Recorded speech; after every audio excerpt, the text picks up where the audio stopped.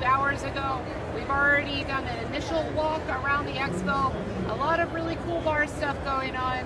But we are currently in the tea section of the World Tea Expo. So we're going to walk around, make some friends, check out some new products, and have some fun. So please join us and let's drink some tea.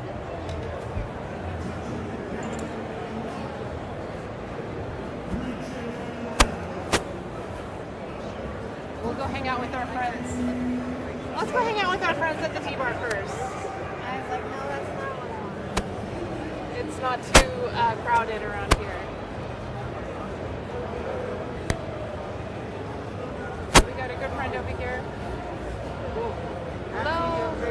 Hello. Hello. I have to introduce you to a girl that wants to open a tea house eventually here in Vegas. So you gotta meet Elise. Cool. So she's on the corner. Awesome. I heard that. Okay, yeah, let's do that. Yeah. We're gonna have some iced tea. Was it good? This is the fruity black tea. Who are you calling fruity? Yeah. I called you fruity. Perfect. She'll take it. All right. What is it? She's right here. I'm not exactly sure. We are not sure what this is, but it's some iced tea at the tea bar It's pretty good. with our friend Anthony. This is from Monte, Monte. Okay. Like world of tea. forest fruit flavors. All right. Fruity black. You call it fruity. Fruit tea. Yeah, it is tasty. It's refreshing, fruity, Not black. bad, right? A little bit overbrewed. Yeah. Gets the job done. Oh, quick, you could Yeah, put yeah. her on TV. She can start her business. New Jersey. Oh yeah? Okay, cool. Yeah, let's go. I was gonna go talk to the board game people.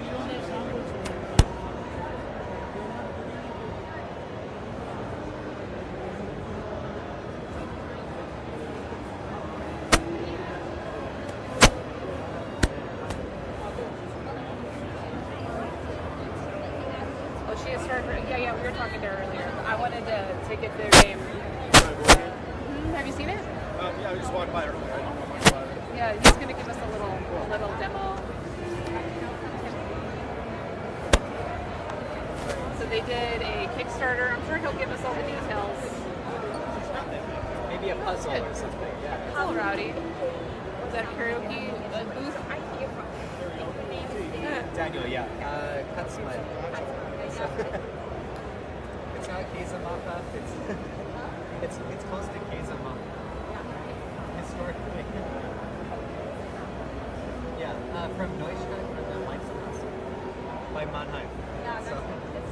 it's in vibe. Cool. Nice to meet you. Yeah. Hello. Hey. We're with tlet.tv. We're a Twitch channel. Right. Cool. Yeah, we're live streaming. Can you, I'm gonna throw a little mic a little closer to you. Sure. I know the shtick. Okay. I mean, if you want to be real pro. Is it good? Oh, it's good, Ken. All right, We just started streaming on Twitch too, so it's a lot to handle. I know. What's your rig? Let's hear about your rig. It's just, well, we used to be wedding photographers. Okay. So we have like Nikon D90s and D650s and shotgun mics and stuff. So Sweet. yeah, Are you like recording out of a studio you've created? just our house, and then we have like 3 cameras going for the different angles of games and Sweet. teas. So yeah, it's just my fun. wife and I. Oh, that's fun. What's the name of your channel? Just Steve Games. Steve Games. So Okay, cool. we've only Awesome. done it like twice, but we have a couple hundred people following. So. Are you gonna like make a more regular schedule? Oh yeah. I'm also a semi-pro chess player, so people love seeing chess online like a 2-minute game. Yeah. Oh, sweet. Yeah, my wife and I, we make board games on T. She's a full-time teacher, but this is my gig, just making games. So yeah, it's been a lot of fun. We're gonna have like coffee games in the future, but right now we're doing like family games on tea, and we'll have like bubble tea, kombucha, matcha, that sort of thing. Okay, so can you explain this game to us? For sure, yeah. So in chai, which means tea in many languages, so like ordering a chai tea at Starbucks would be redundant because it would be TT. Yeah. Everyone is playing as a tea merchant, so you have a green tea, black tea, white tea, oolong, and rooibos. 10 minutes per player. You're trying to complete different recipes. So like this Moroccan mint guy, he needs sugar and mint. So you'd get sugar from the pantry. You could add a few to your board on your turn if you went to the pantry. maybe on the next turn you try to get some mint. So it's kind of like Candy Crush or Potion Explosion if you played those. Yeah. Things slide in the market. So you're going to be grabbing things at discounted rates. You add them to your board, and once you have enough of an ingredient, you'll take all the things into your hand and put them into a cup. The cups will give you a tip, and that's how you get bonuses. So it's pretty tactile. Like kids love it. It's like 5 and up. You can have like a tea party with grandma, sort of thing. That's cool. And how long is the gameplay? 10 minutes per player. So you could play 3 players in half an hour. Oh, sweet. Sounds like a lot of fun. I like the graphics. Thanks. Yeah. It's the lady in India who made it, which is like the origins of chai. That's the spicy black tea. And then real quick, the other game, you're just running a tea plantation. It's in the late 1850s, so you're putting tea onto boats, basically. You might notice a famous one, the Cuddy Sark. That won lots of races. So same thing, you have recipes and you're moving things up the track, creating a little engine and rolling dice. Those are your tea workers. Okay. So they're going out on the field grabbing new cards and stuff. Interesting. Yeah. Sounds like a lot of fun. We're really interested in trying to put tea on a boat, Oh, nice. like in real life. Yeah. Yeah.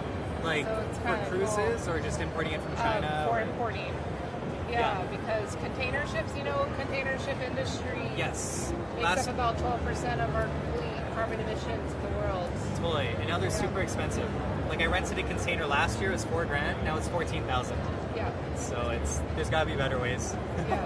So did you bring in a container load of your games? Yeah. So we've sold like 50,000 worldwide in the last couple of years. So Wow, we have congratulations. warehouses, Australia, Germany, China. Cool. So if anybody that's watching now is interested in this game, can you give us a little details about how to find it? Even Sure, yeah. wholesale? Just at steepgames.com, and you can email us, and we have a discount of 50% for wholesalers. Okay, 50% you said? Yeah. Okay, cool. So that they can resell it easily? Yeah, totally. Yeah, awesome. That's clever. Where are y'all based? My wife and I are in Canada. Oh, okay. So I'm stuck down here for a few more days till like the registration stuff with COVID in Canada changes, so I can get back home. Yeah. I was wondering about that, right? Because in Canada, the border's still a little Yeah. So challenging. if you fly in, it takes you have to go to a hotel for 3 days. You have to pay $1,000 and then just stay there. Oh, And then you have interesting. 14 days of self-isolation. So I wish we did that a year ago, because now everyone has vaccines. So Yeah. it changes in July. So, Okay. So you're just going to wait until July? yeah. Okay, that's smart. Cool. Awesome. Well, hey, I got a gift for you. Oh, thanks so much. Yeah. Nothing special. This is my business card. Oh, awesome. So you guys have like a vendor booth No, here? we're or- press. Oh, you're press. Okay. We're busy being press. So we're working our tea channel right now.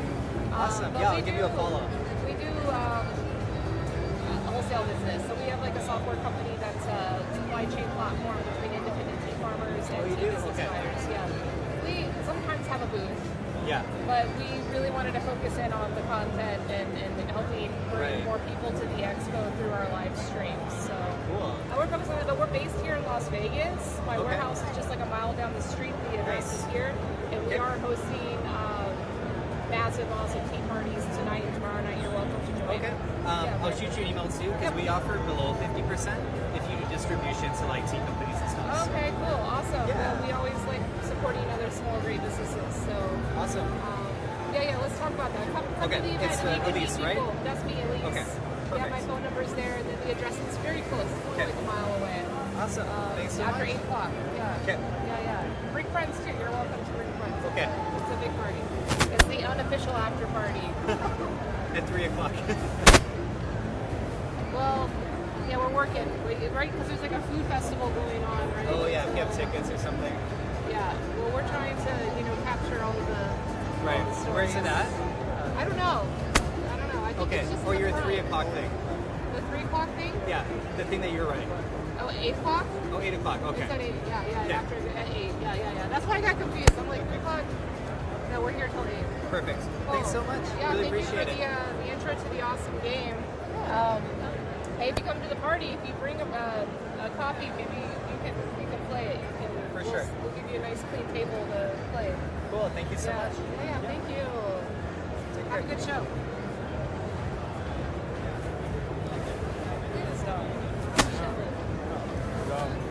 Great job. So, just walk away. Well, talk to her coworkers. Yeah. Is she coming right back? Yeah, she's coming back. Don't worry. Alright, cool. You just missed her. She's going to the restroom. I know.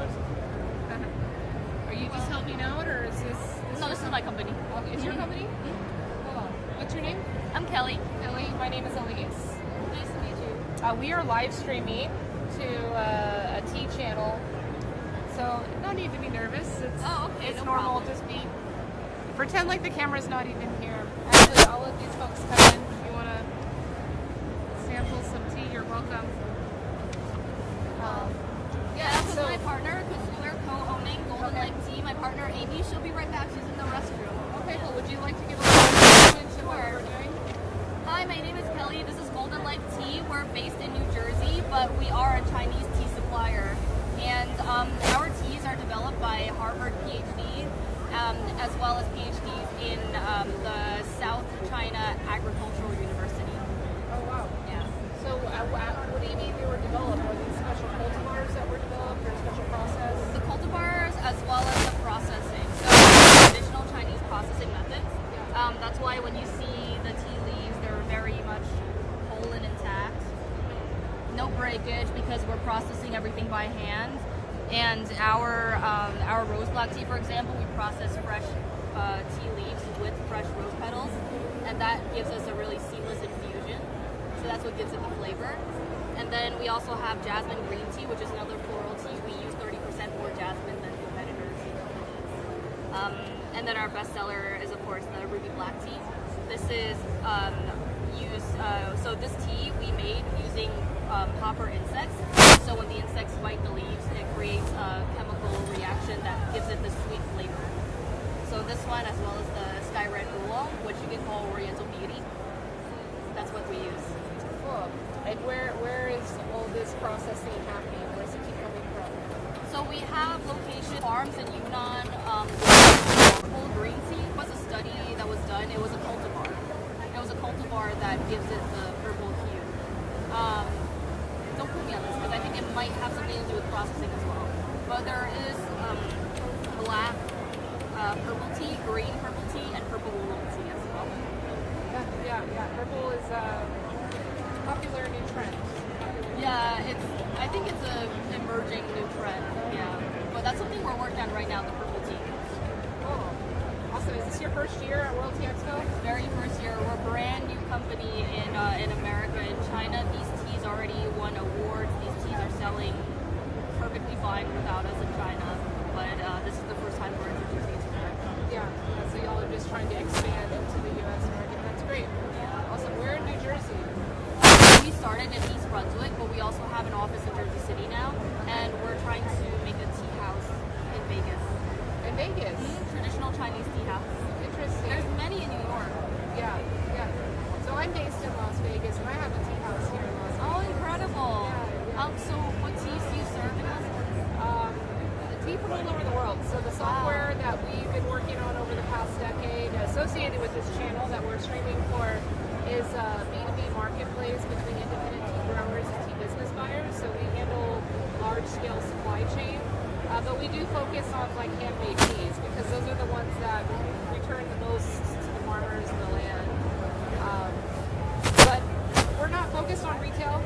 We're just doing it for like educational purposes. We do a lot of work with the hospitality industry here locally. So actually, you should come to our party. We're having a party tonight and tomorrow night.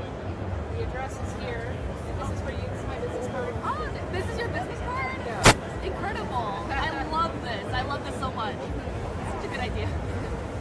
Yeah, I was like, we usually would print flyers, but it's just so much paper waste. And I'm like, you know what? Like, let's just give a nice tea sample and then have the pertinent information on there. So the address is there. It's only about a mile away. We'll be doing the party both nights, tonight and tomorrow. Pretty much just immediately after here, you know, and it's in Chinatown. So there's a lot of really good food options. Yeah. Yeah, great. Yeah.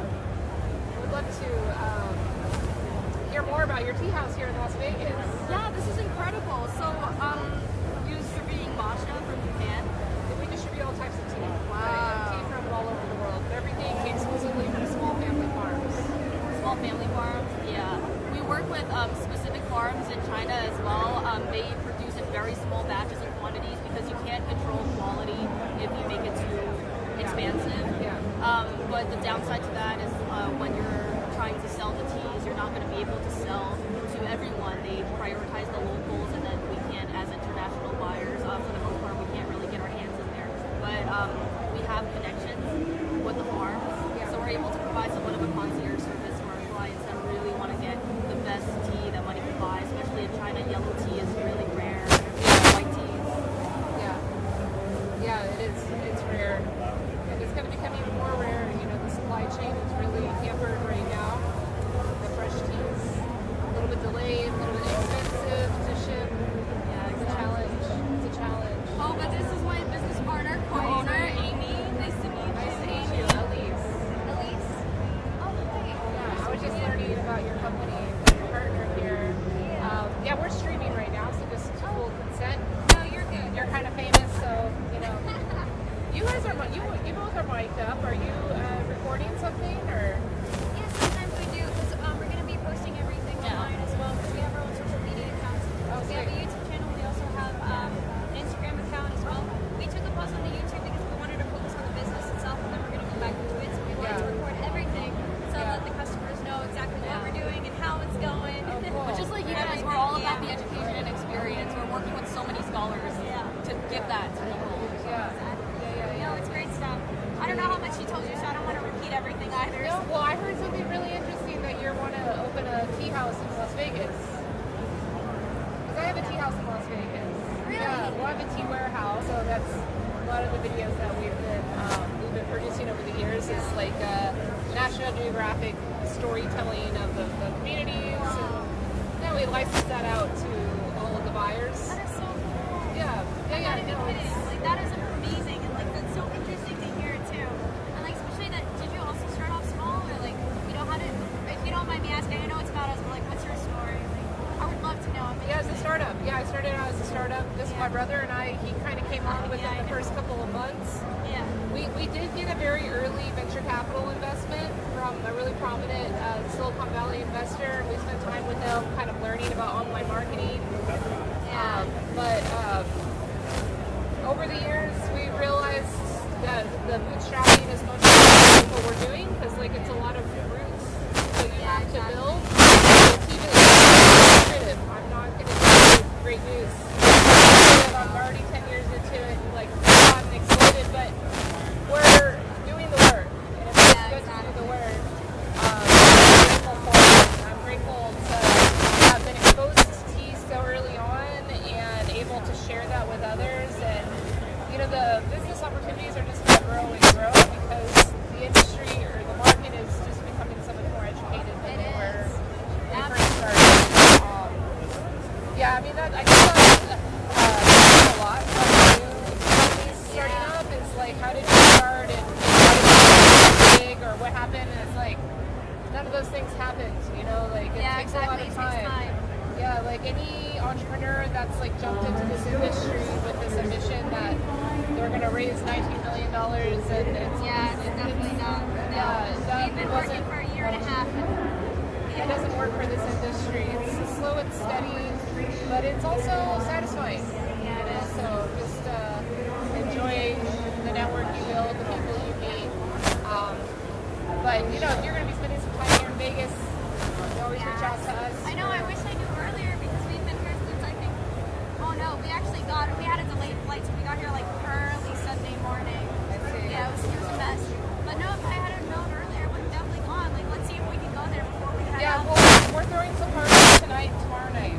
I gave her the address, so you should try to come. Definitely try to come, see what we're about. Because, like, yeah, what our business is much more than just the tea that we sell.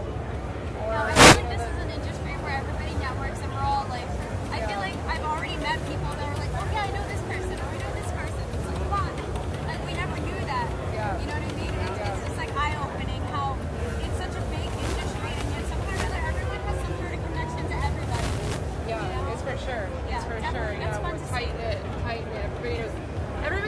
everybody knows each other. That's Right? the one constant. Constant. All right. Well, thank you so much for the lovely chat. That's so cool. Yeah. Yeah. It's not lucrative business. Like you got to do everything. What do we do? We're like, at least we have like liquid samples, but we don't have any of the dry samples. It like within like an hour and a half, it's all gone. Yeah. That's a good sign. Yeah.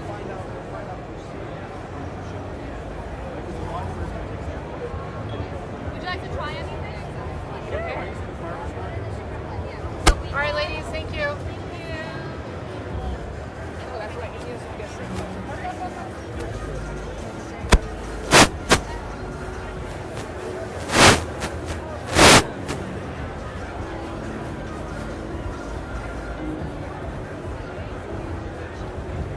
We're gonna try some Kenyan tea.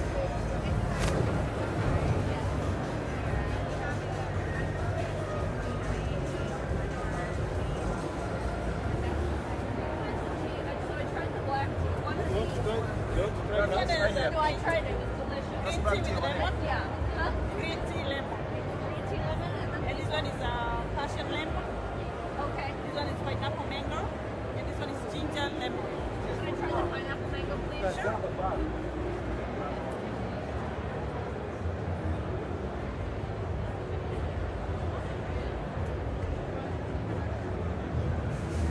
Hello. Hi, welcome. Thank you. My name is This one Elise. comes with a packet like this one. But different. Yeah, what's your name? Joseph? Nice to meet All the flavors. you. Your CEO. Yeah, we start Great. Where are you based? Nairobi, Okay. cardamom tea. but with offices in Boston, like in Ontario, Okay. Has two and juices Seattle. for each flavor. We have warehouses, and that's where we distribution network is. Kenya tea. Well, what's your most popular tea? Currently, I think this the actual tea here and the black tea. Can I try some? Yeah.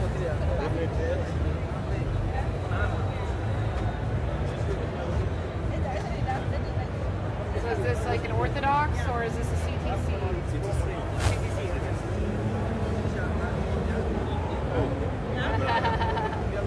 Black? Yeah. The cameraman needs to be tea fields. Get the taste of Kenya tea and enjoy it. Very robust.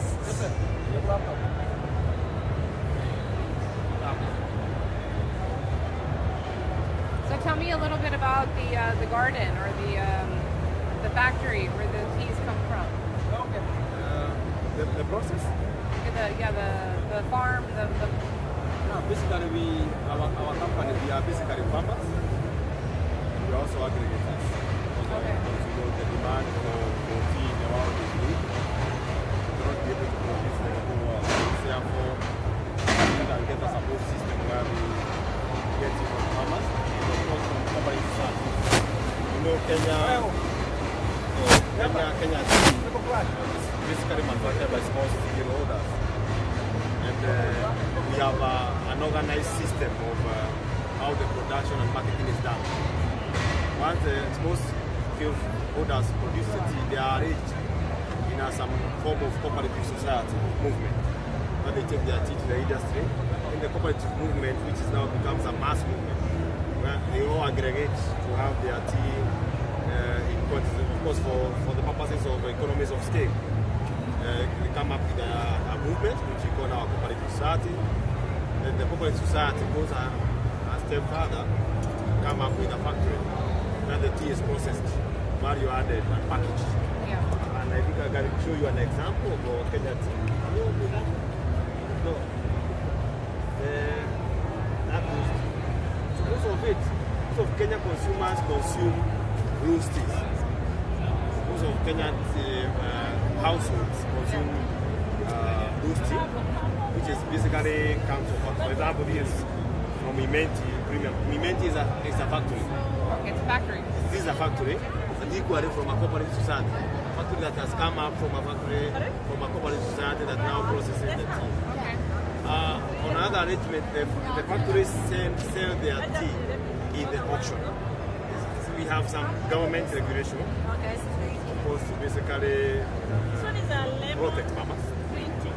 to have some sort of tea auction, which is done in Mexico.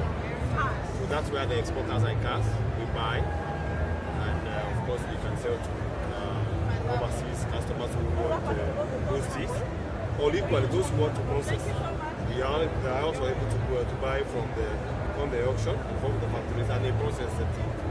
And of course, we value add, for example, our company here is an accredited distributor of Kericho tea gold in the United States, both in East Coast and West Coast.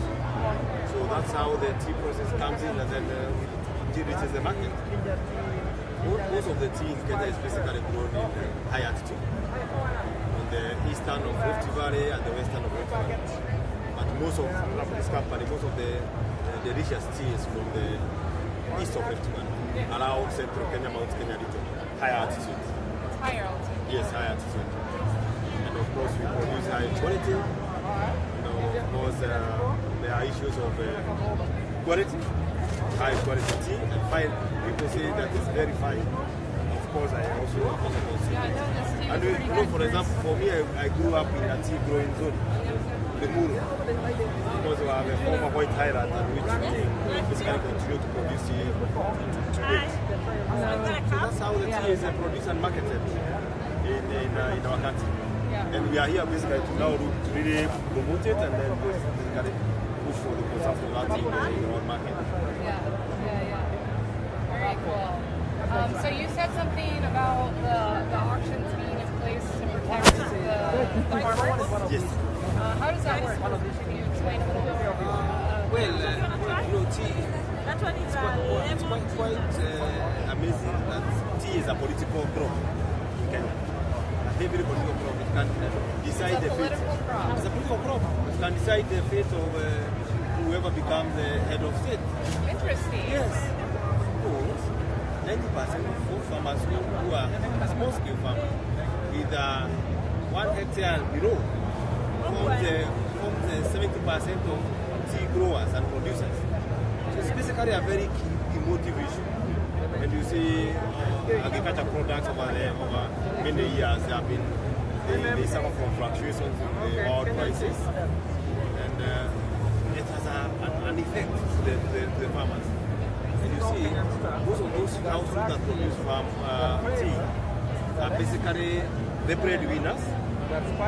Tea is basically the crop that feeds children, pays hospital bills, cost of living. The living standard is determined by the amount of money that farmers get from the sales of tea.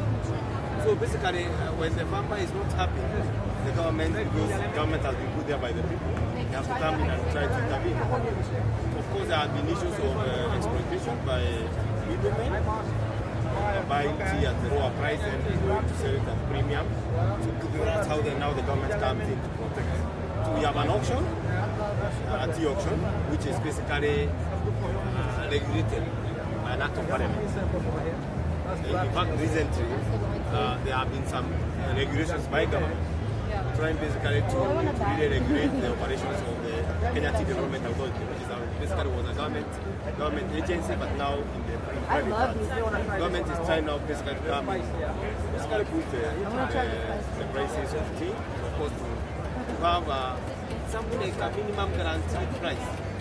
So that if you are a producer of tea, you know that 1 kg will cost this amount of money, and of course you try to break even so that you can also be able to get to push on your drive and of course earn a living. That's it. Yeah. How long have you been in this business? I've been in the tea business for the last 5 years. Even though I also grew up in a tea growing area, so we used to go and practice when I was a young boy. We carry those bags, tea bags. Was that because your family was a small tea grower? Did your family own their own little bushes? From my ancestors, they have been, of course, with population increment and subdivision of land, there have been 2 hectares and below. Our family has been tea producers. Yeah, that's wonderful.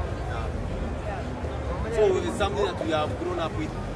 do the tea, going to the shamba because the land we call the shamba, every Saturday morning, very early in the morning, and you have to crack it very early in the morning before the sun comes. So you have to start around 5 a.m. So by 7 a.m. it's already going to the factory so that it can be processed. Yeah. Did you ever keep a handful of the tea leaves in your pocket and take them home to make some tea for yourself? Try to make some handmade Of teas? course, when I was young, we How used did to you do do it? that. How did We you used to taste? dry, we How used to was dry the them, taste? dry sun it. Yeah. We used to Like sun dry them. Like white tea. Yes, So white tea. but it never came out very well. It never came out very well. We used to pick up the leaves, go and try to dry them in the sun, and in the evening try to see whether we can make tea from it. It's a bit Bitter, okay. bitter, Yeah. but we were trying. So of course we did not really understand the process of fermentation. The process goes to make it how sweet it comes out. Yeah, it's a hard process. It's a big process. And of course it requires some other technology. But we used to try sun drying. Yeah. My brother and I, we run a business called Tealet. It's a B2B marketplace for independent tea growers. So exclusively these small family farms, but we work directly with them. So they make the tea in their own facility, maybe in their home or something, but very small batch, like 10 kg handmade teas. And the price is very good for them. So the business model is really good there because, you know, instead of just $2 per kg, they $2 charge. per kg? Yeah, that's like standard commodity price, $2-3 per kg. We're able to get them at least $50 a kg. Because the tea higher quality. We're talking like Chinese style teas. Yes. But they can be made in places like Africa or India or Nepal. It's a new trend. That's why I asked you. But then also, how will you, if you do calculations on the just 1 kg or less, maybe producing 100 kgs, the problem is without the logistics of taking them to the small one to the international market. We have to work with proxies that aggregate things together. Because at many times in Kenya, for you to be able to get to the international market, you must produce a 20-feet container. Suppose a 20-feet container, which is huge. If you are to You know what transport. I want? I want a ship. I want my own boat. I want my own boat. I want my own boat, and I just pull up right to the dock and just spill the tea in my boat. And of course, there have been some resistance, lack of. Hey, what's up? I'm asking all the hard questions over here. No, it's okay. You're fine. You're fine. lack of reforms in terms of even the sector, the transportation sector. The shipping lines are not really interested in small scale goods. Not be producing 2 bags and then being out that I'm going to. Well, I mean, you could do air shipping. Of course, they are now currently agreeing on parents. Yeah.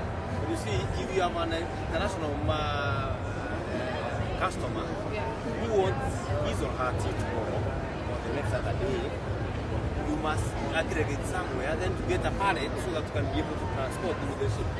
If you go to the airline, that's an no-go zone. DHL, you can never make any money because of the transportation cost. So the idea is very good, of course, to improve the income of the farmers, because fair trade, fair prices. It works though. There's a market for it. There is an appreciation of market. And you see some of these tea brands here. You look at what the retail price of the tea is. It's like there's opportunity. There really is appreciation and value for high quality tea. It's not tons and tons and tons in one order, so that's a challenge. But container shipping is difficult anyway, right? It's very strenuous on the environment. But I look at it from that. I appreciate. I agree with that. But then equally, well, it's a way to go. Suppose you improve life. However, it needs a close market relationship. It needs a closer network. And of course, it will help us to get better high quality. So the farmer is has more incentives, more motivated. It's the best way to go. And of course, some of us who have tea farms will be able to now basically try to produce more, but in a sustainable way over the long term. So our land will be, the land use will be okay, will be, I mean, it's the best way to do it. However, with challenges in the future that there are logistical issues that we must also, those bottlenecks, logistical bottlenecks that we must. Yeah. Well, we should stay in touch. You stay in touch. Yeah, as these challenges continue to grow and continue to do their thing. We must look at sustainability. Yeah, we focus on sustainability. My name is Elise. That's my email. That's my phone number. And this is the address. We'll post it for you and That is your whole team. Yolanda. Invited to come tonight and tomorrow night after the show finished. This address. And there's a lot of really great food in this area. So your cafe is here? Yeah, I have a tea room here in Vegas. My warehouse here. So we can come when? I can ask by tonight. Yeah, you can come From tonight what or time? tomorrow night. 8 p.m. You know, 8 p.m. after this finish. It's a finish. Yeah. We can push the conversation a bit higher, and we will also invite you to Nairobi. You know, invite you to Yeah, I want to Kenya. come to Nairobi. Yes, Yeah, I invite want you to to come. Kenya. Where we can see you.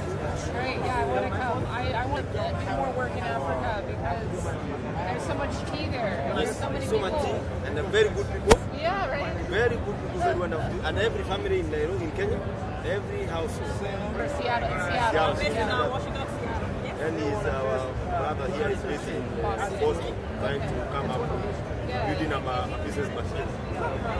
Madam is inviting us at 8 p.m. Oh, yeah. We have a party, a tea party. Please come. Not far from here. My warehouse is just like a mile down the street. Yes. Oh, okay. The address here. With my phone number there, everything there. And then this is a matcha. You can enjoy the matcha. Thank you so much. Thank you. We enjoy your conversation and your event. Yeah, no, I appreciate it. Thank you for letting me ask some difficult questions. Amazing. I'm known for that. I'm famous for that. Thank you. Cheers. Yeah, cheers. Thank you. All right. Hey, Kayla, what's up, girl? Thanks for stopping by.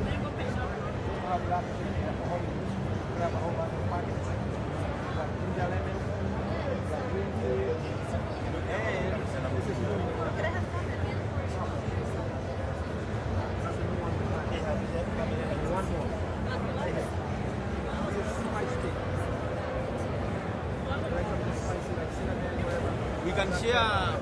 She wants a photo Okay, of course. Let's get a photo. and his screen of. Oh, yeah. Yeah, your screen is needed. We're famous.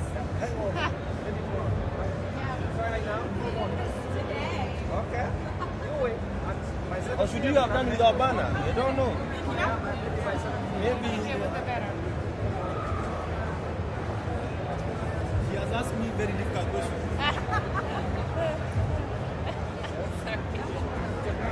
So I have to keep on remembering this day. You want me to get in? Okay. Oh, that's so nice. Oh, yeah. He connects us. I got a bunch of Thank you so much. Yeah, check it out. Thank Make sure you. they're good. Awesome. Thank you so much. See you later. Yeah, see you later. Please come. Thank Don't you. miss it. Hi. Hi, so nice to see you. Good to see you too. Yeah. Nice to meet you. Well, officially. So I wanted to come over, and I'm sorry I never got a chance to call. I'm building a new space, and I've been a little bit rabble-tabbed. But I wanted to come and say hello and just, clear the air, because whatever it is that we talked about definitely got misinterpreted, but it doesn't matter, because we are both doing a lot of great things for the world of tea, and we're doing two totally different things. So I was just talking to him, he's awesome, about all kinds of stuff, to tourism and things like that, and that it's better to be good partners and things like that, and work together, because we definitely don't do the same thing. Yeah, no, we don't. Yeah, what we do for the industry is very different than what anybody does, and that's kind of hard for people to understand because everybody's been conditioned to think in terms of competition all the time. Like, I do this, they do this.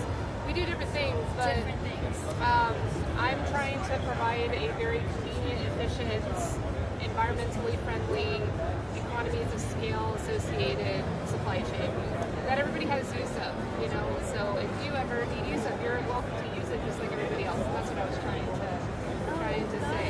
Got it. And that's wonderful. I'm taking more of a educational approach in the corporate space. So in terms of volumes and things like that, at the moment, that's what I was trying to say, is that I have everything I need for now, because I've been pretty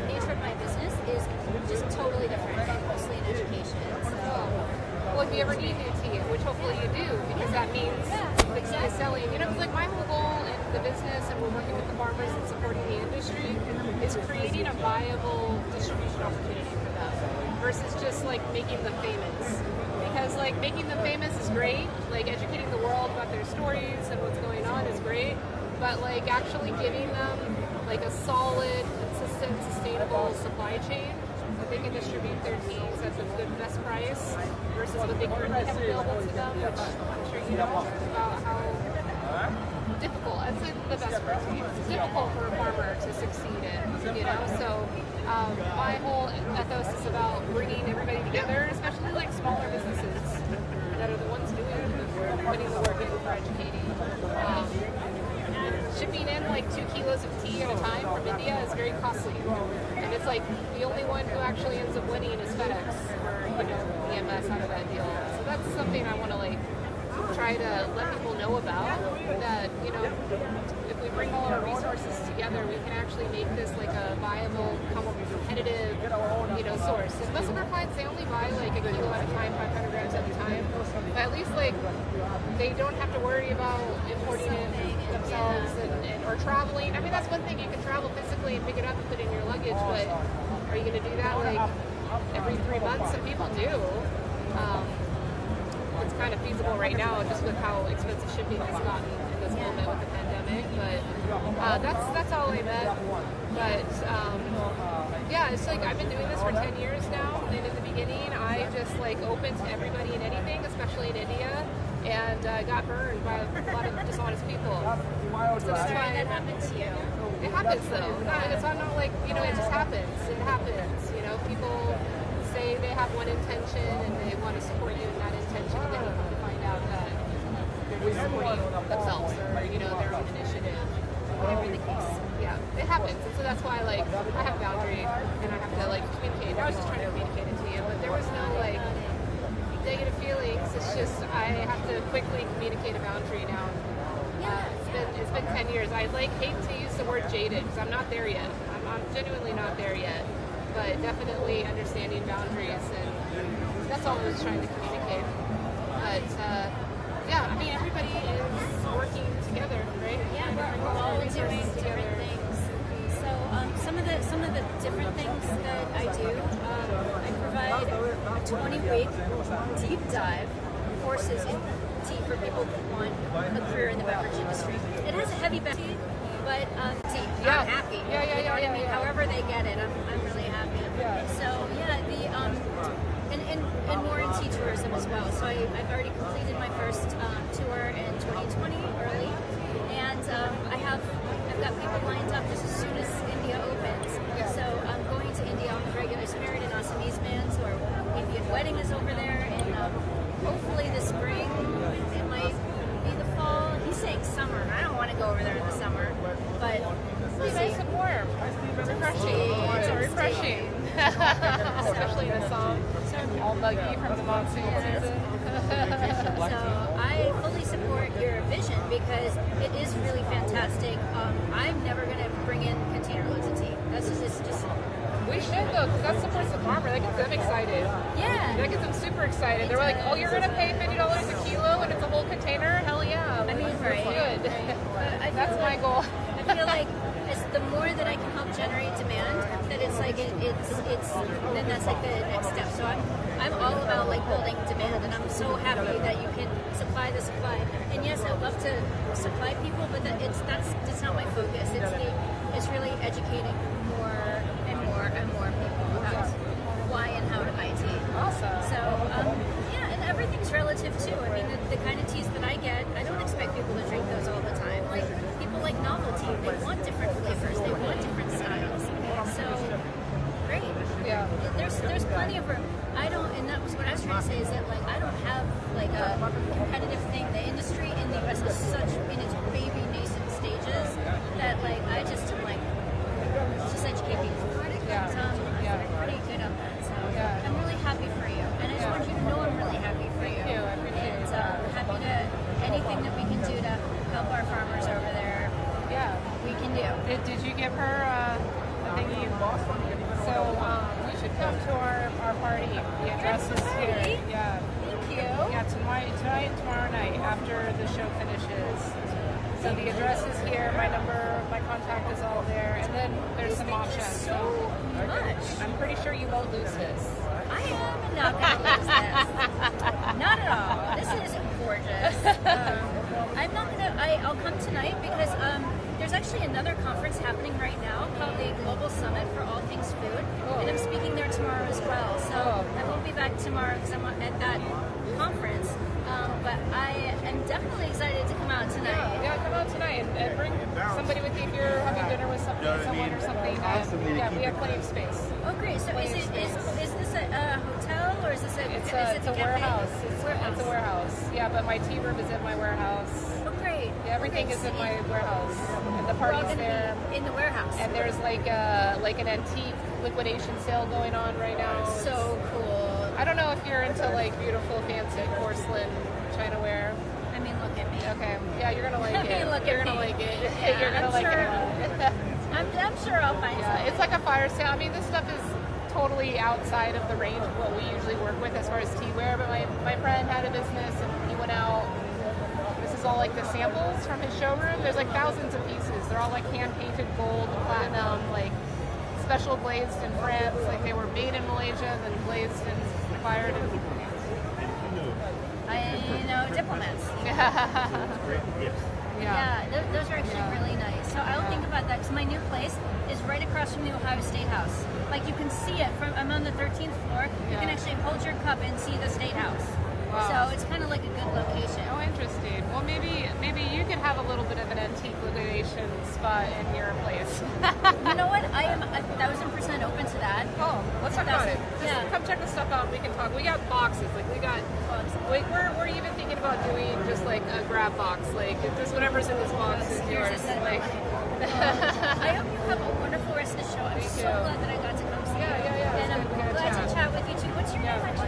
Michael. my brother, we work together. Oh, great. So enjoy the rest of your show, and Thank you. I will see you a little later this evening. It sounds like a blast.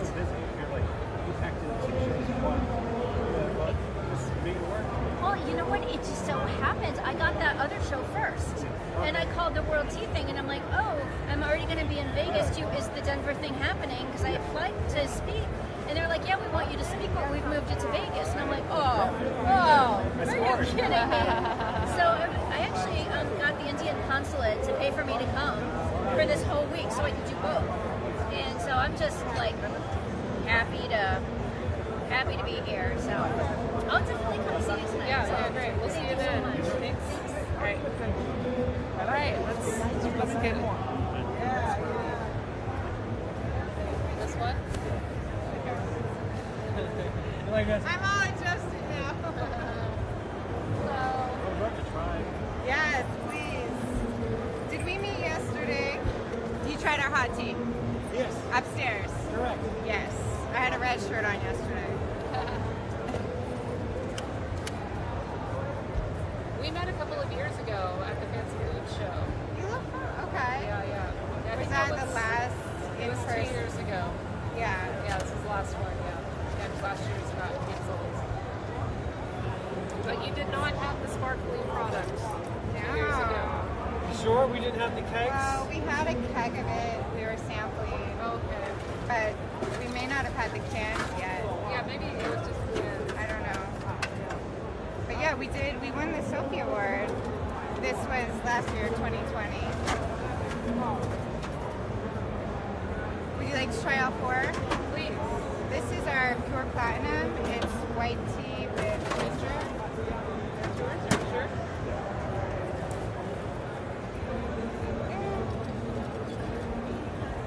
I see you guys talking about What are you doing rain. with the cameras? Oh, we're live streaming right Yeah. now. Right now you're live? Yeah, you are live on television. You know, it's like you're celebrities. No, it's casual. The thing that's cool about live streaming is that like the camera's on like all the time, you know, and so like it's casual. You know, we don't have to be on a script or do anything perfectly, but I can give you the minute marker of this video, and you are welcome to take it. So if you That'd want be great, an interview clip, you're welcome to have it and use it. So that's our pure platinum flavor. What do you think? Nice. Yeah. It's refreshing. refreshing, right? It's 88 milligrams of caffeine in the can. It's just caffeine from the tea plant. We source our tea leaves from Rwanda. And there's about 35 calories in the whole can. We don't use any refined sugar. How you doing, man? And then the keto green, this is green tea from Rwanda with hibiscus and monk fruit. Yeah, good choice.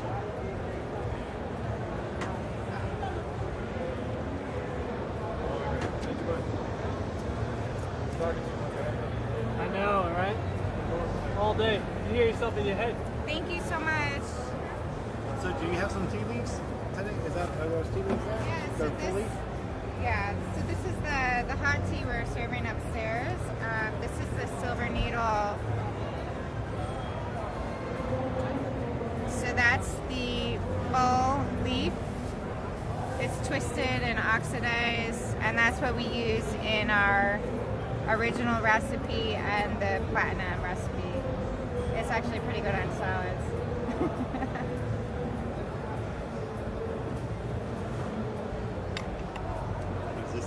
This one's the white tip.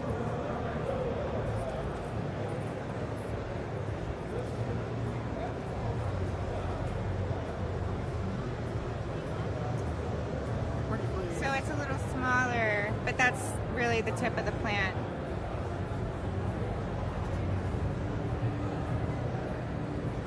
So that's what we do with this. Okay. Yeah, the leaf looks nice.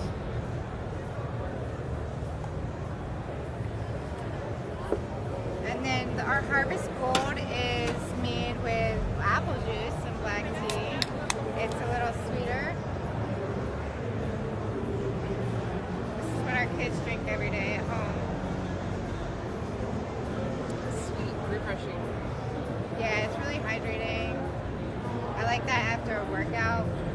It's also kind of the gateway flavor. So when I'm doing demos, someone says, "Oh, I'm not a tea person." Like they tend to love that. It's just a good, healthier choice to a soda. We also find a lot of people tell us that the reason they pick our drinks is because they didn't want alcohol. So it's a nice alternative. There was a talk yesterday talking about cocktails without alcohol. You know, they were like all like looking for different stuff because all the manufacturers of non-alcoholic drinks has a little bit of alcohol in there.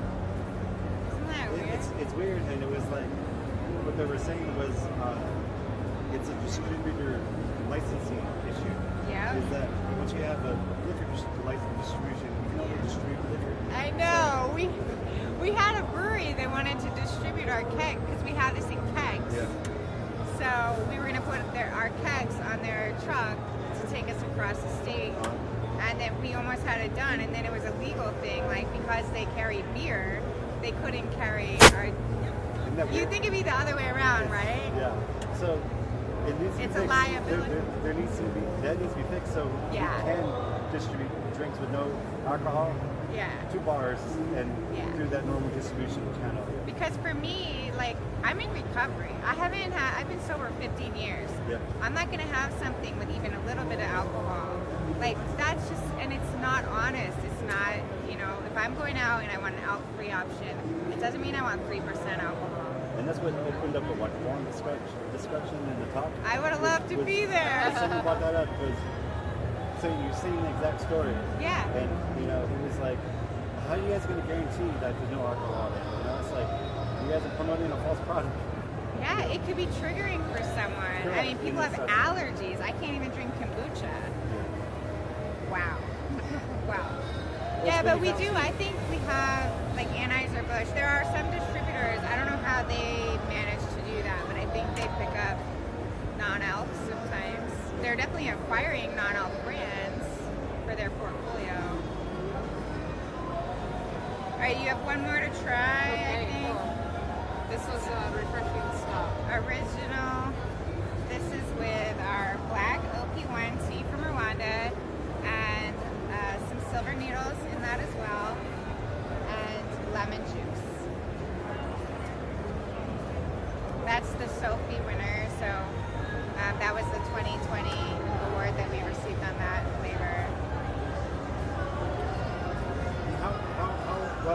you're loosely selling. Do you do wholesale?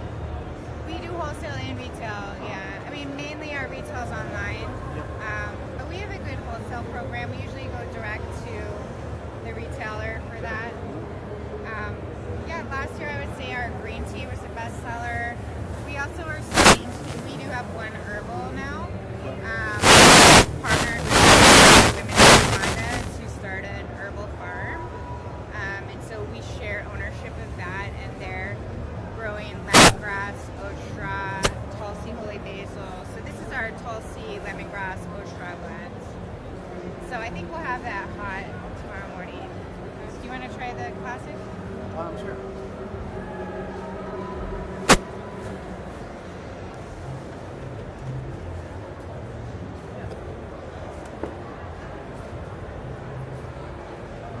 Thank you for joining us today. Are you going to be at Fancy Food in September? Probably not. Yeah, I don't know. I just randomly go to that show when it's convenient. It's not like it's not a great show for what we do. Okay. Yeah, but maybe, I don't know. So the Good Food Awards, do they do that during the Fancy Food Show? Is that like one of the? I don't know what that is. Okay, maybe that's completely unrelated, but no. Although it should be. Good Tea has a place there. It's the fancy food show. Like Good Tea should have a place there, but there's not a lot of tea. Like the last time I went, there was quite a bit of matcha, but different than It's still pasta heavy. Yeah, it's different. It's different. Where can I find your live stream? Tealet.tv. And I'll tell you what, I know the minutes that your interview is at. Okay. This is a Twitch I'm channel. not scanning though, so. No, don't worry. It's fine. Just you can take a picture of the link. But let's see, what minute are we at?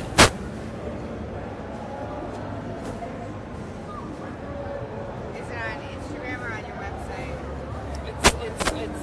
It's on tealet.tv. Okay. Yeah, it's a website. That's a Twitch channel. And you should be able to cut clips directly from the Twitch platform. Okay. Or you can just screen share, capture your interview. I think that we're at about like an hour or so. We're at about an hour or so into the video. Yeah, we've been going for about an hour. What's your email, Liz? ELYSE at tealet.com. Okay. Elise at tealet.com. What do you both think about how they've combined the shows this year? Do you like That's it? interesting. Yeah, it's good. We have yet to really get into the nightclub part of the show. Are you gonna hit that? Yeah, we're gonna go. We have like an interview scheduled with one of the celebrity tequila brands or whatever. Everybody, come interview the celebrity. Here, this is for you. This is my contact info. And we're actually hosting a party tonight and tomorrow in our warehouse. Okay. That's just down the street. Okay. Yeah, so the address is there, and then you can contact me if you want info. But it's like after it finishes here, we're all just gonna head over there. But that's Chinatown. There's really great restaurants around that area, Nice. so you can make it a whole night out. And then this is some ceremonial grade matcha. Nice. Anyway. Thank you so much. Yeah. It's great to see you again. Yeah, it's good to see you too. Yeah, hopefully. Do you want to take a can for the road? Sure. Yeah. I think which Oh, one? that's so good. The white ginger. Yeah. Yeah, I like this one. That one? The lemony one.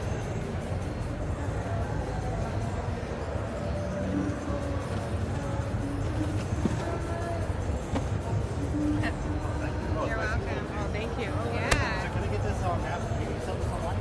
Yep. On our site or on Amazon. Yeah, it's free shipping on Amazon. Oh, that's sweet. Dawn, one of our viewers that's watching right now told me the exact time that your interview is 59:22. 59:22. Dad. Yeah. Yeah, you'll see like the backplate videos, the recent broadcast videos, and this is like I think I put like day 2, like World Tea Expo day 2. But yeah, or you could watch the rest of our video. Actually, we've been catching quite a bit of interesting, like, it's like eavesdropping type of content where it's like the mic is not in frame of the camera, and so I'm like having conversations with people outside of frame, and so you almost feel as if you're like trapped. Yeah, you're getting to eavesdrop in someone's like private conversation, but there's not private. I mean, everybody knows I got a mic, so it's like. But Just don't bring it into the bathroom. Yeah, right. I'm sure you guys heard that. That's funny. You're welcome. Maybe Enjoy the rest of your show. Yeah, we'll see Thank you for the invite. Yeah. Yeah, Yeah. that's the bomb. I know. Yeah. I know. Yeah. Well, we paid the big bucks for that. Yeah, I think so.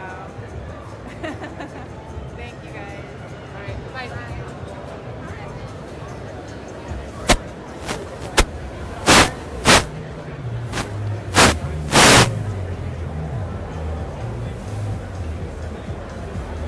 So we have an interview at like 4:30, which is relatively soon. A couple rows over, so we can just start making our way over and just stopping wherever looks interesting. Live from the Expo bathroom. Right, Kayla? Oh, that's John. Sorry. Yeah, Brad Pitt. I didn't see him on the roster, so unfortunately we're not going to be hanging out with Brad. But maybe he'll come to our party later.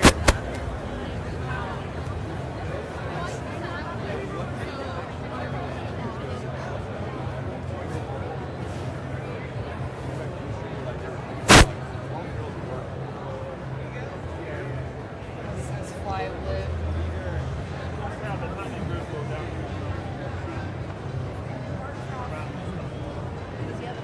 Hello. Seen our product?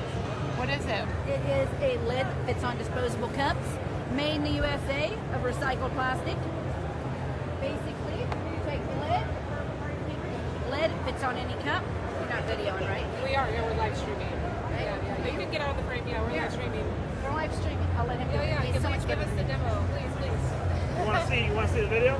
No. Sure. I mean, Do they look okay? I want to see some flies. Okay. This way. You got to see some flies. Let me know when we're going. We're going. All right. This is my invention, the fly lid.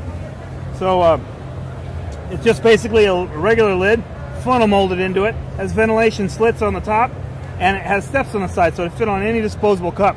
So I got a patent on it, but I didn't know it worked or not, so I made a prototype, believe it or not. Tried it out at my house. All the fruit flies went in there to eat the fruit. When they go to fly out, they fly up the top, and they can't get out through the top because it's just a downward-facing funnel. So they wind up attracting all the rest of the flies in the room into the cup. It works on big old flies. I sent it to Australia. This is outback flies right here. They fly in the hole and they get pissed off. They buzz around the top and they can't get out. So basically, you just take the cup, you take a lid, put it on any cup, Starbucks cup or whatever, put some soda or something like that on top, pop the lid on it, put it behind your bar or put it on top of your refrigerator or whatever. And the flies will go in there and they won't come back out. When it gets full of dead flies, just throw it in the trash, put the lid on another cup. Another day in paradise. It's live. You're in live right Okay. We deal with a lot of tea rooms. So yeah, we don't want flies in a tea room. Yeah, there you go. now. It works great. I do a lot of restaurants, a lot of bars. You don't have to see it. It's discreet. You can put it on top of your refrigerator. So the flies, instead of buzzing around the people sitting at the bar, they go up there because they smell what's coming out of these little ventilation slits, Made out of recycled plastic and make them almost by Wisconsin and Woodstock, Illinois. Right. Flylid.com. It's a good URL. It's got the little dash in the middle of the URL. Yeah. Or is it? Okay. Yeah. Fly-lid.com. Okay. Get one. Get one. Right here, contact information, Billy Bob Products. Yeah. So if you could just throw the flies outside, Yes. Hey, open it up outside, put the lid back on. so we can be ethical in our. be very ethical. It's the only way of getting them out of your house without killing them. It really is. Yeah. Otherwise, Even you the got to packaging is spray something poison that's on them, which probably isn't very nice, or put the sticky trap, which is probably even worse. Listen, they're ugly. Yep. With the hanging from the ceiling. They're pretty nasty. That's what I first thought it was. It was going to be like a sticky trap. Yeah, nope, yeah. Only way of not using sticky traps. All right, hey, so one of our viewers says she's going to go on and get one. She needs one. How much are they? They retail for $3 a package. Okay. How about that? Won't even break the bank. Yeah, $3 package, Kayla. Go get it. Contact us. Fly-lid.com. Go get one. Thank you. Thank you. Thank you. Okay, listen, I got fruit flies right now.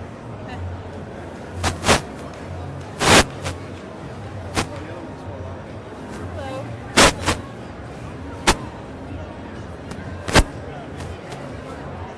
How you guys doing? We got the koozie. Yeah, what's special about your koozie? It's made in America, which you don't hear very much when it comes to plastic. Yeah. When you're done drinking one, you just flip it over and you drink the second one. What? It's a double fisting without having a double fist? Exactly. So it comes with the hard plastic. It's an quadruple fist. Exactly. You got that Hey, right. there you go. I mean, you want to You have a whole walking stick, you know? Oh wow, so all these they just stack. Oh, that's interesting. Yep. And then the Yeah. sleeves come off so you can keep them customizable. Put a regular koozie on there, just cut the bottom and keep changing up the lid. That's funny. What do you guys do? Well, we're live streaming right now, so you're really? live That's on awesome. TV right Oh, now. cool. Yeah, we're with tlet.tv. We're a tea channel. So we came for the tea show, but we're walking around checking out what's going on, the intersection between tea and... Thank you guys. Well, yeah, no, I appreciate it. And I'm glad you didn't tell me first because I wasn't nervous to talk to you this time. Yeah, cool. Here's our information, though. It's just the Tuesday, and then we do it on the website and everything, thetuesday.com. Double up. Tuesday. Get the Tuesday. Awesome. Yeah, and some of the custom stuff. That's like the world's largest adult Easter egg hunt that we did with cakes and eggs. So we do custom on everything, and then it's just like our Hello Summer and everything that we do. So, what we like to do, like here, it works out perfect because we get to do it for the customization for the companies. Anything they order, they get to come with their bar logo and something on it. Oh, cool. Awesome. You can put whatever you want on it. Double fisting with a single fist. Thank you. Yeah, I Appreciate appreciate it. it. You guys want one? Oh, sure. Yeah. Grab one each, whichever one you want. The big kicker, just do the mouthpieces facing out, so you flip it. Oh yeah, I mean it's bound to sell when you got your double fist in it. Oh yeah. On especially because you got like the fishing one. Oh yeah, we can do anything. I'm like, man. We can take a picture, put your face on it. There you go.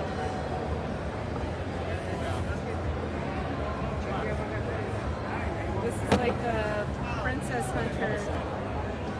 Pink and green. So you drink it, flip Yeah. it, drink it. .tv. Yeah, you can find the video there. You're at about like an hour. Well, You're at you like know, an it costs a little hour. more when you buy them. An hour and 10 minutes.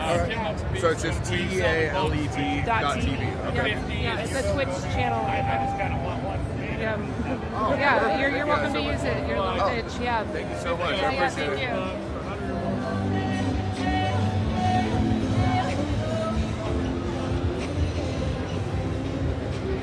Yeah, let's see if I can find you. It was just on the other side of this two double-decker.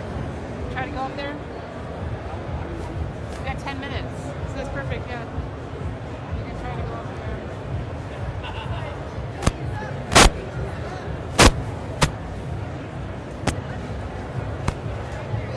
Oh my god, I'm ready for my go-go.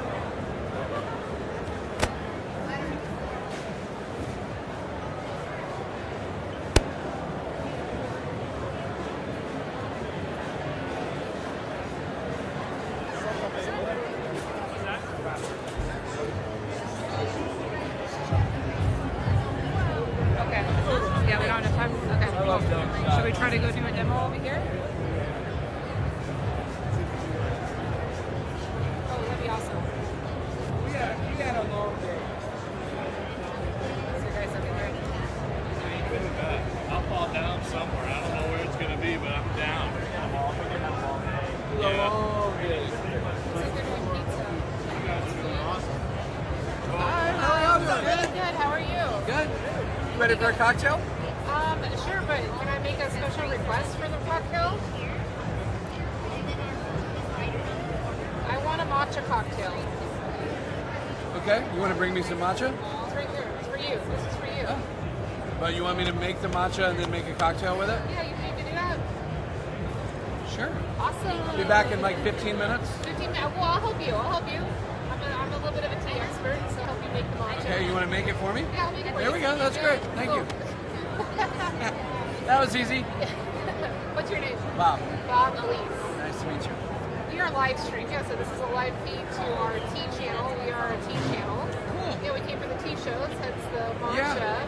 Well, I've got some tea cocktails. You got some? As well as blackberry puree and a little bit of fresh lemon. It's a little bit of simple syrup to balance things out.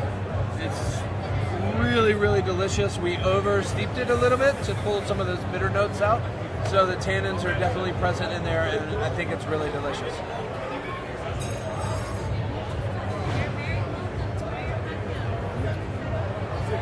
That's good.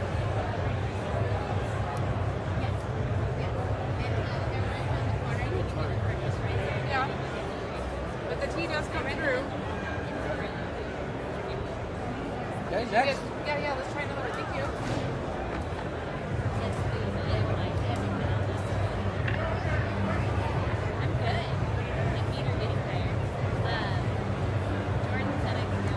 So this one's called Mr. Jackson If You're Nasty.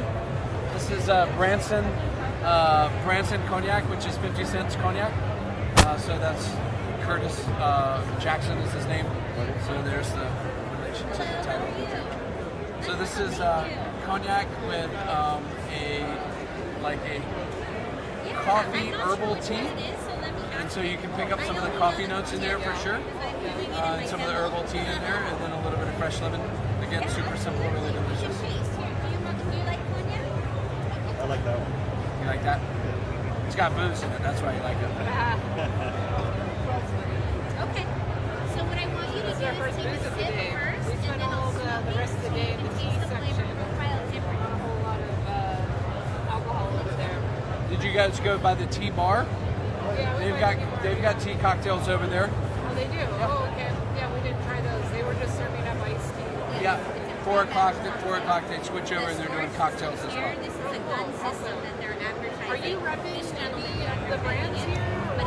Not really. We're not selling anything, but the sports bar is set up to sort of demo. I love you. To sort of demo all of this stuff. So these guys are sponsors of the sports bar, and so it's my job just to share the cool stuff with them. Awesome. Are you based in Vegas? I'm based out of Charlotte, North Carolina. Oh, sweet. Awesome. Yeah. I still want you to have this. Are we gonna make a tea cocktail with it? Well, I've got an interview in 5 minutes, so we should go do that. But then I can come back and do that. Come back. Yeah. But I you still have this. don't have a kettle. I don't have anything that I'm not using. You have water. You can put it in here and just shake it, or stir it. I need to save those for people to play with. I see. Yeah. So if you bring me some tea, I'll make you a cocktail. Okay, so that'll be easy. I just need to get a water bottle, and put it in and shake it. Yeah. But I still want you to keep this just in case. Yeah, you got it. Come back. Thank you so much. This is my business card. Okay, awesome. You got my contact. And this address right here is my warehouse. We're throwing a really awesome tea party tonight, tomorrow night. Fun. Yeah, so That's please great. come in. So bring some friends. We've got like bars set up and everything. We've got all these different cold brew teas. We made ice cubes and different size ice cubes with the different cold brews. Very fun. Yeah, we have syrups and our friends have tea infused spirits that we're going to play with. So I love it. Yeah, but we'll try to come back. I'll come Absolutely. back. Thank you guys so much. Thank you. Nice to meet you. Yeah, nice to meet you too.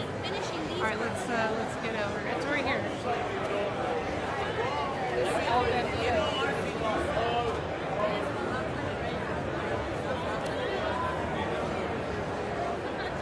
but it's casual. It's great. We're live streaming. Hey, it's live streaming. Welcome to El Bandito World, everybody. The best tequila in the world. So smooth it's criminal. You know what I mean? Wait. I'm not criminal. I'm a good girl. Not yet. You haven't dried enough yet. It's criminal now. All right, yeah, so we can set up for the interview, but yeah, just letting you know this is rolling already, but it's cool. We'll just set up how you want to, and we'll have a little. You guys knock it Right out. over here. Cool, great, awesome. Have you guys sit down. Thank you. I'm gonna bring some pictures of you. No, you do it. You guys do the interview. Okay, so I guess I'll just sit in the back. Repo. Sure. Let me have some repo, girl. Cayman Jack margarita. Oh, margarita in a can. All right, now it's time to get the Let lid me thing. get some drinks for you guys. Great. Over here. Cool. Okay, and bring some Awesome. bottles Thank you. over. Nice to meet you. Nice to meet you as well. Elise. Jeff. Jeff. All right. So you do sales? I'm based, so I jump opposite right with the owner of the brand, right? So I kind of the business side and the Cool. Awesome. So, Cool. That's cool. he came to the internet with me, Oh, yeah. December 2019, like late December, and knew what he wanted in tequila. That's where my expertise is, so went about developing for him, and now we're just getting in the market. About a month ago, we finally opened up a few states. So. Wow, a month ago. So this is brand new. This is exciting. Year and a half long in development, but yeah, it's Okay. brand new as far as the brand goes. Yeah, awesome. Yep. But you have experience in tequila. Yes. Yeah. Cool. What's that experience? Development, importing, national brand management. So we work with a few other brands as well as some mezcals and things like that. So it's just an expertise in agave, and tequila is a very small community in the end. I mean, it's, we know all of the legendary families. Those are just friends of ours as far as that goes. And we know what they wanted in tequila, so we just went about finding the right place to build it and to do it in the right way. Yeah. Cool. Awesome. How many other tequilas have you formulated before? Two other ones. Okay. Hey, are you ready to drink? Sure. Okay, great. I know Liz. Here's what we've got. So, you definitely been talking about this? We haven't yet. We're just talking. We're just getting to know each other. I know. He told me he had experience, so I'm like, I want to hear it. You have a card too? Did you hear about the Spirits Festival? I'm going to come on over and talk to you. It's a lot of drinks. Yeah. So yeah, we Well, have a don't drink live them all. audience, so hopefully we'll get some questions. Okay. Which is kind of cool. Sure. That's why my phone is here. I'm not being rude. I'm not. No. I'm not answering work emails while we're talking. No, happy to answer all things about all things tequila. So that's happy to. Awesome. So Cool. So we're a tea channel. We're Okay. a tea channel. you're a tea channel. All right. Yeah. So we're actually a tea importing company. Okay. And we're a software company that facilitates trade between independent family-owned farms and Okay. tea business buyers. But just when the pandemic started building up like a live streaming channel.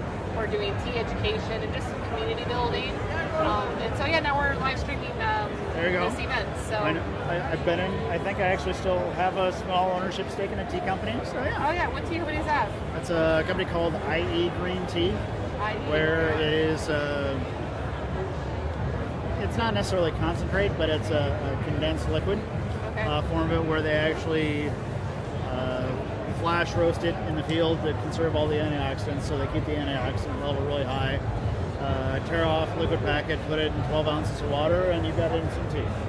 Oh, interesting. Yeah. I've never heard of that. IE Green Tea. I'll just check it out. That's cool. So you're in the tea biz too? Yes, they were clients of mine several years ago.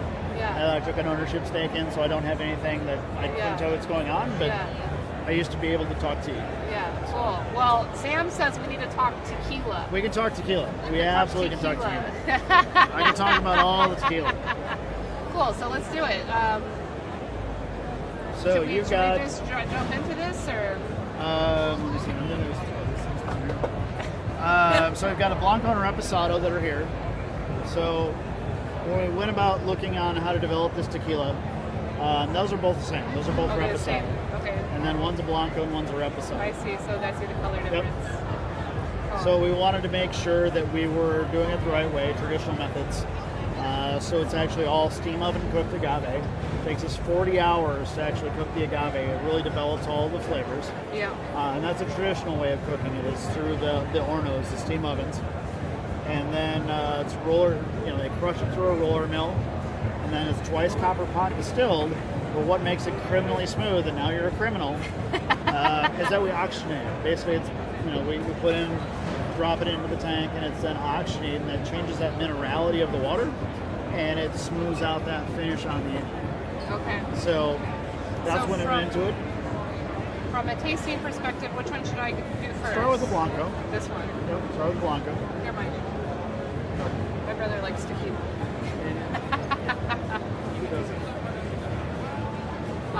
You know, I think there's some people that have some tequila history. You know. Yeah.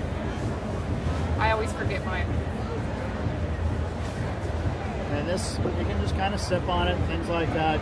You just don't get as much of the burn as far as that goes. Yeah, it's really smooth. It's has a little spice to it. Yep. That's the natural pepper from the agave. All of our product is confirmed additive free. So what a lot of people don't know about tequila is by law they're allowed to add 1% of 6 different additives and not declare.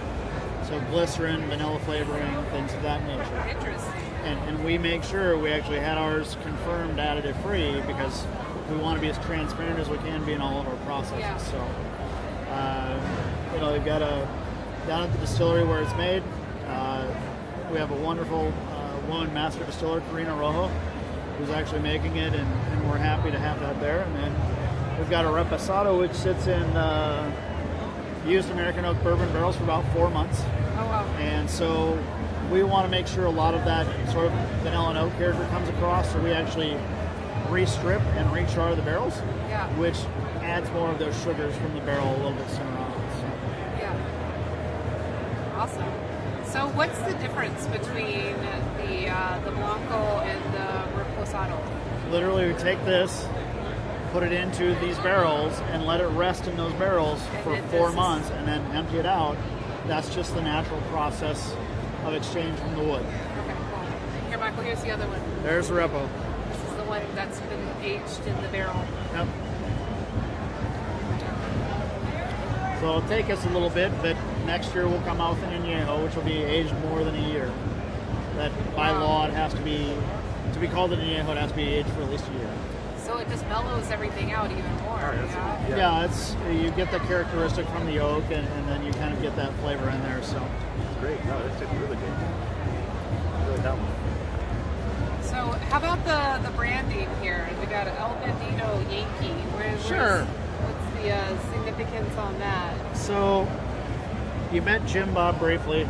So Jim Bob's the owner, but there's some other people involved, and one of them is Chris Chelios, NHL Hall of Famer, top 100 player of all time in the NHL. And as story goes, one night in a bar in Chicago, they were many fingers deep of tequila. And Chris was known because he's actually friends with Randy Gerber, one of the Casamigos owners. And Chris has been talking for years for starting his own brand. And Jim Bob finally said, well, let's do it. And well, what do you want to call it? And Chris asked Jim, well, have you ever seen the movie Butch Cassidy and the Sundance Kid? Jim's like, yeah, 100 times. And well, there's this part in the movie where they're riding across the ridge. And they go, El Bandito, Yankee. And that's where it came from. And Jim went, I can live with that. But part of it is Jim's also a very big philanthropist. So he's actually 100% Native American. And he's got, at his alma mater, K-State, he's got the Morris Family Multicultural Center. But we also give all the net proceeds from our apparel, as well as a proportion of proceeds from the liquid, back to the Mexican culture. We've got a number of nonprofits that we're engaged with down there.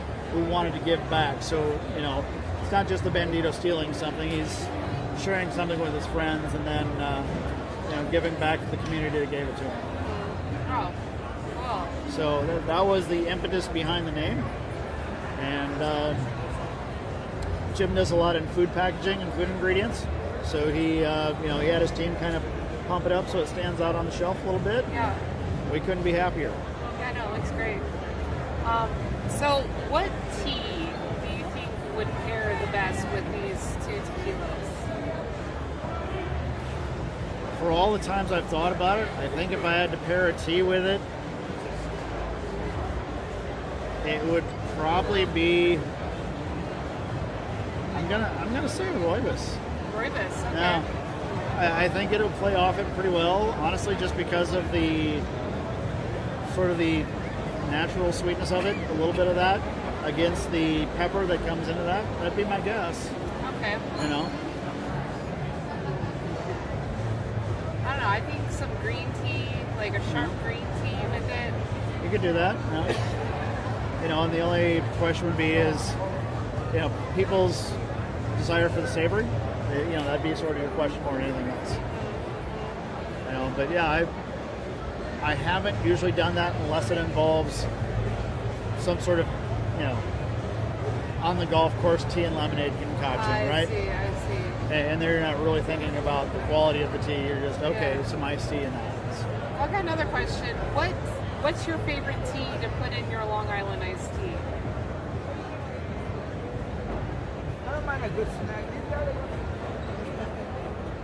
Boy, these are some tough questions. I didn't really think my tea knowledge. Yeah, I was going to say. That's a trick question. You know why? Because there's no tea in there. There's no freaking tea. There's no fucking tea in Long Island I kind of iced tea. thought, oh, like, wait a minute, is there tea in it? I got suckered on live stream. It's all in good fun. It's all good. It's all good. Good fun. Don said that was a trick question. Yeah. He knew. Jeez. Well, can't win them all. Oh, it's funny. He also called you all the Robin Hood of booze. Yeah. It's part of what it is. The brand is about fun. The brand is about stealing the moment. But you know, it's a good heart and a good ethos behind the brand. So yeah. And I'm happy to be associated with it, and really just happy with the way all of it's coming together in that regard. But it's a brand that really, you know, you don't deliberately go try to not make mistakes. Try to do it the right way inherently, and I think that's what we're doing. Okay, so a more serious question. Yeah. So like, y'all are kind of a new brand, right? Very new. Very new. And you're like launching in this transitional time in the hospitality industry where there's, you know, a lot of things up in the air. Like, what is the future of the bar going to look like? What is the future of the restaurant going to look like? You know, the pandemic putting a lot of influence on that. Was there anything like unique in your product development or in your marketing with launching this brand to take into consideration some future trends that you feel are going to happen? And you know, those are things that I was in the tequila business during all of that as well, and we saw the ways that we had to pivot, and you know, between to-go cocktails and you know, things that you could do as far as takeaway, and is that going to stick around? And certain states are going away from that now. You know, I hope that they realize that there was a net positive from the restaurants being able to sell cocktails to go. Yeah. Without a lot of negative. Yeah. And it became now, I mean, most places see it as about 8 to 15% of their revenue stream, and it's become a vital part of their business. And I think reversing some of those laws is a problem, but when it comes to the experience, you know, people are still going to look for something new. It was very hard during the pandemic for any small brand to be behind the bar because people were just ordering to-go cocktails. You weren't sitting at the bar. You weren't picking something different. Yeah. A bartender wasn't making a recommendation to you. You were just getting whatever major brand was there that they were putting into a cocktail to go. Yeah. I think people's desire for variety beyond that is there, but I think that there's still going to be some things that, as a brand, we need to be open to see what permanent states stay with to-go options, and where our brand can legally engage and compliantly engage with those to promote our brand. Yeah. You know, it's some states you can do things, some states you can't. So if it's branded cups or branded pouches, things like that create recognition. Yeah. And just being a good partner to those people as well. You know, we know, and these are people who are my friends and things like that were hurting through all of that more than almost any other industry, and they got a long road back still. What is this? That is the that is the Stolen Night. The Stolen Night. So it's a ginger-based cocktail, kind of like a tequila mule, if you will. Made with a Blanco.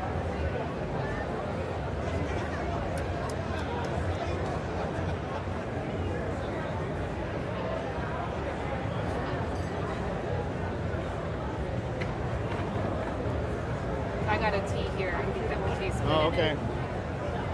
Gonna mix it in with it? Yeah, why not? Why not? Do some experiments here. We tried to do some experiments at the bar over there, the sports bar. Yeah. And he didn't have any utensils for us to use. I should have thought about that. We should have just brought water bottles or something.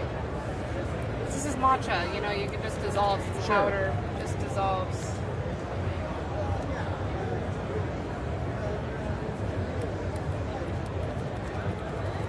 Alright, we'll see.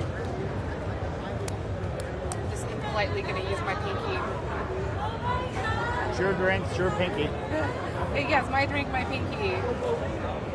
Mind your business. Sam, one of the tea nerds watching online, asked the question, are you supposed to slurp your tequila like you slurp tea? Like when we're tasting tea, you know, we got this whole slurping method. Like what's the proper way for tasting tequila? With tasting tequila, typically, as you would with any other spirit, if you're really tasting it, you need to get to the flavors itself. So typically what you'll do is you take an initial sort of sip of it, and you'll want to swish it around, and you're like around your gums and around your mouth for about 10 seconds. Yeah. Because the alcohol then sort of numbs, and you can actually then experience the flavors. Yeah. Take that, wait a little bit. You can do a palate cleanser if you want, but then from there, just a straight sip is usually going to be your best way to do that. And take that just as slowly as you can. So. Pretty good. It's Oh, pretty ginger good. and matcha? I could see that. Oh yeah, that's really good. Yeah. I finally got my matcha bandito. Matcha bandito.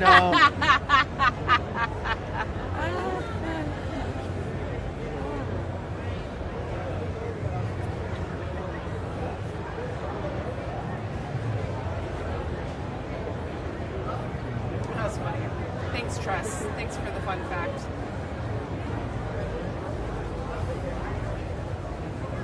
I recommend taking a light sweet tea and vodka. This is really good. I could see that. Yeah. Well, you know what? Well, I'll give you a fresh one, actually. And I would also like to invite you to our party. I'm sure y'all are busy, trying to launch a brand. We're always busy, but there are far worse businesses to be in the world. Yeah. So. All right, so this is 50 grams of ceremonial grade matcha. My contact info is here, and this is the thank you address so much.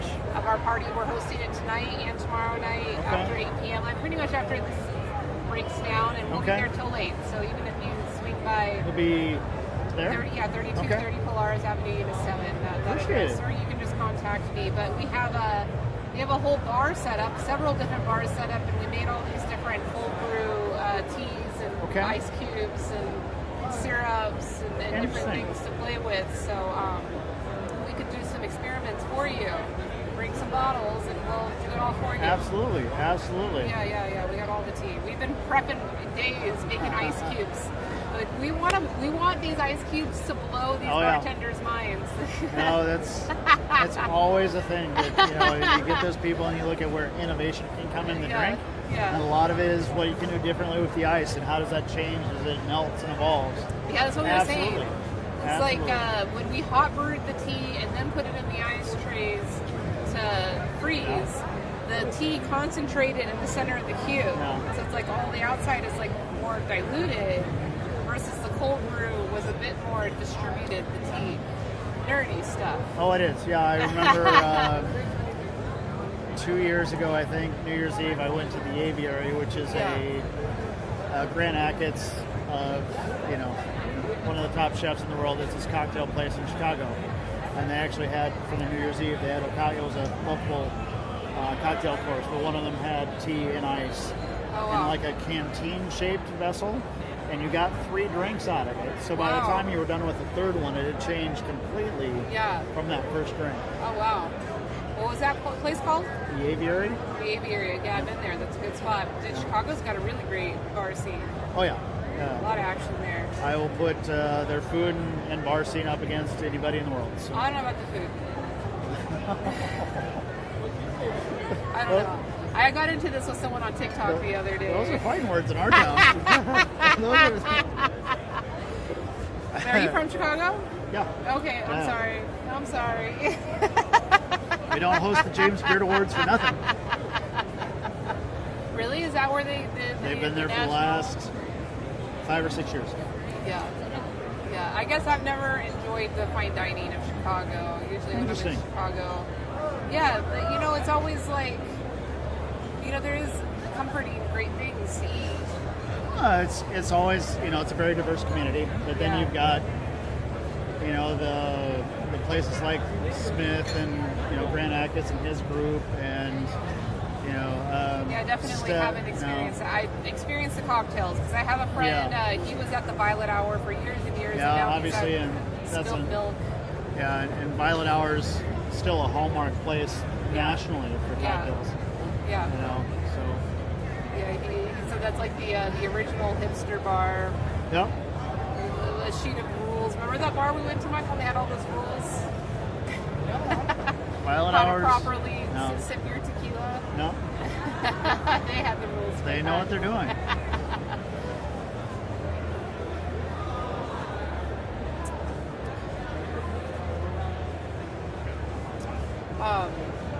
Tress has the idea, have some lemon twist, and imagine a Long Island with actual tea. Just tea and vodka. That's what my friend was saying, that we should have made a whole campaign here to actually introduce Get tea into Long Island iced tea. To commemorate the first year of the World Tea Expo with the Nightclub and Bar Show. Tea really is underused in cocktails. So much. Much. I think about it, it's like, literally other than the Arnold Palmer, John Daly sort of thing, it's just not used. Yeah.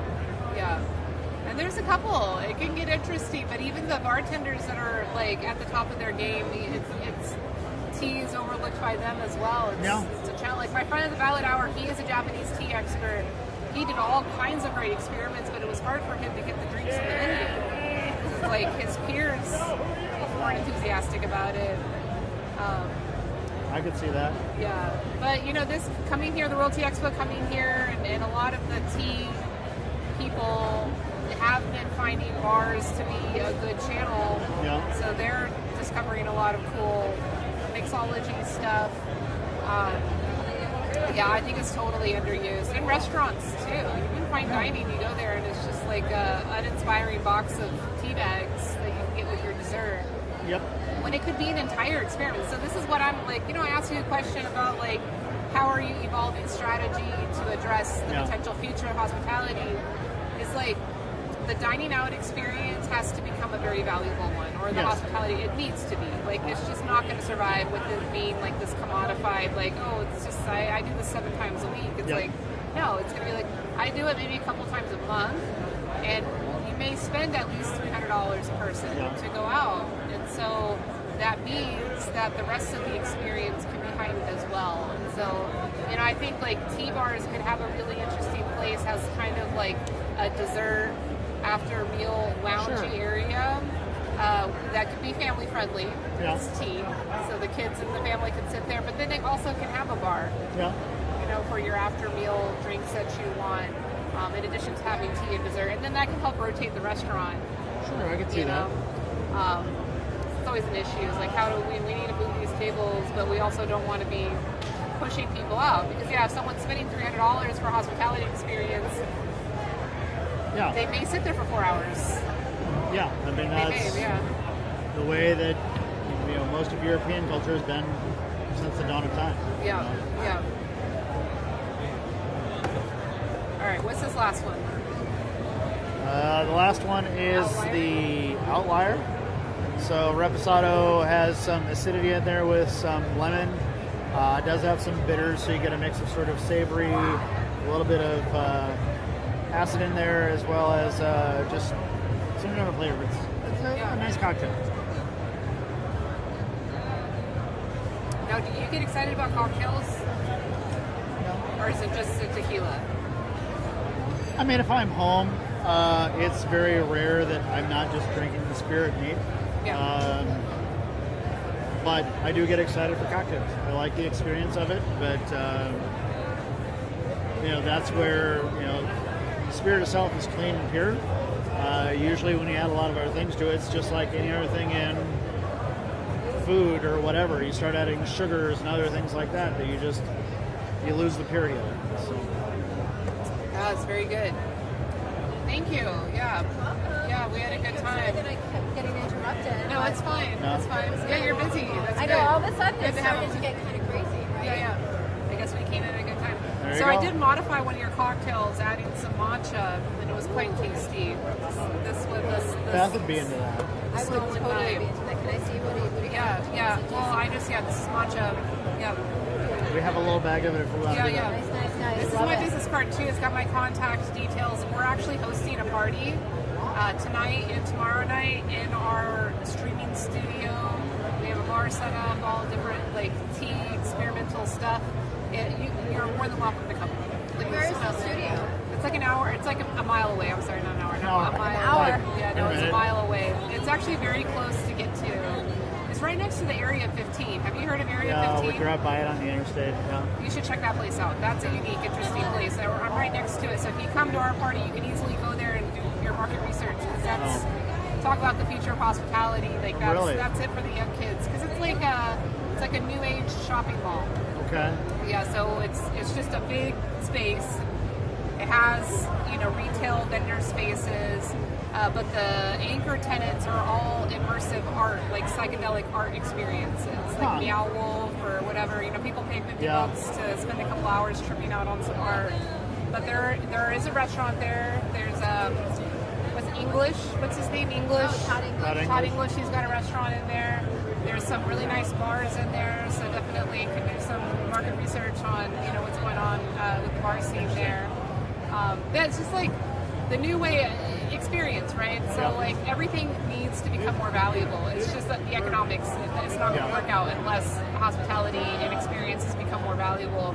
And that's it. Like if you take your family out to that place, you're easily going to spend $300 just for some recreation entertainment.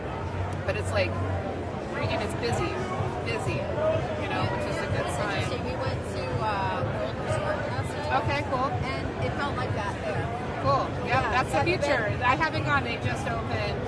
I do. We will go by the end of this week. I'm sure we have a lot of clients in town that we'll show them. It felt very. It did feel experiential, and then there's a lot of like spots where you are, with their Instagram ready, like locations within, and it also was really bright. Oh, interesting. Which was unusual Very- for casino. Right? Yeah. bright, sort of. I would say almost a slightly Asian odd Okay. Yeah. feel to a lot of the decor, right?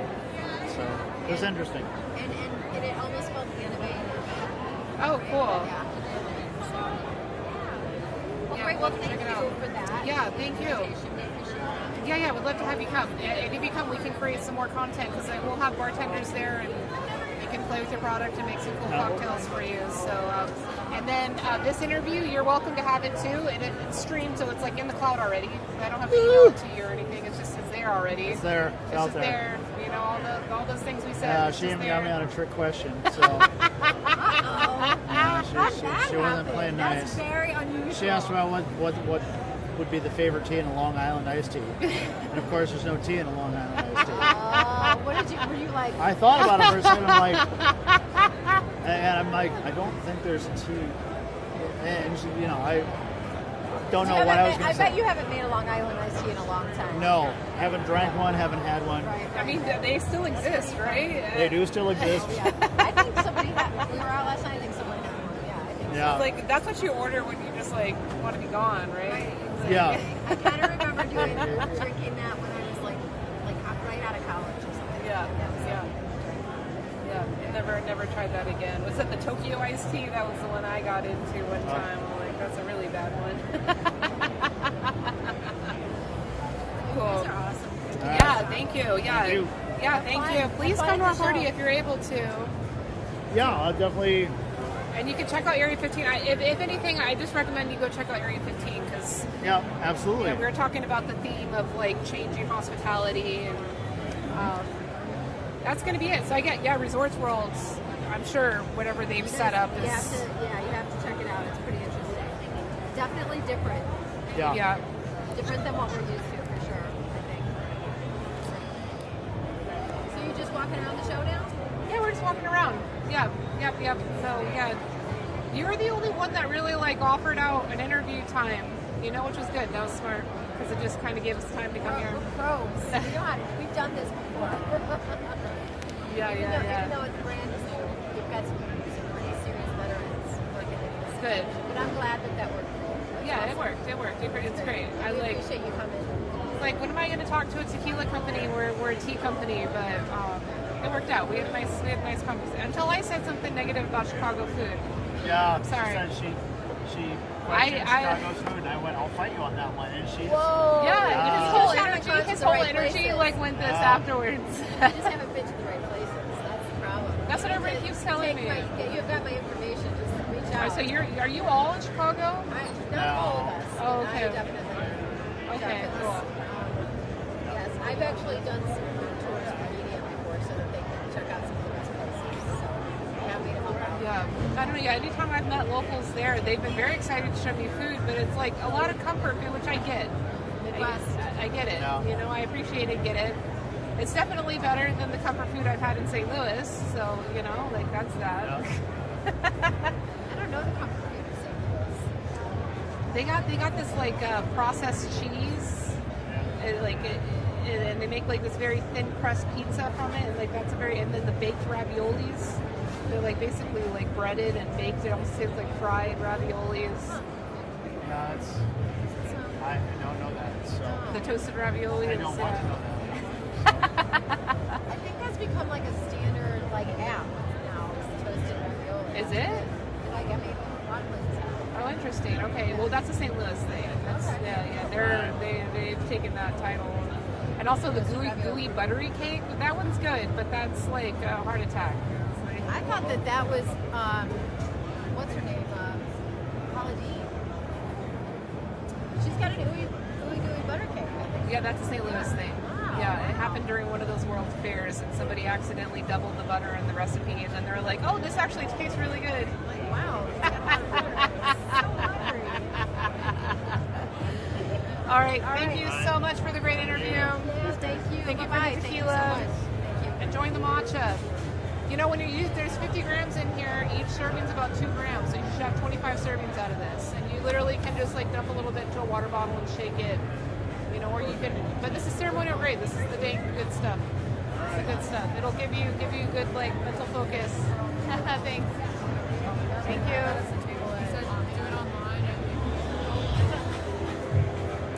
Should we try to go up now? How's the?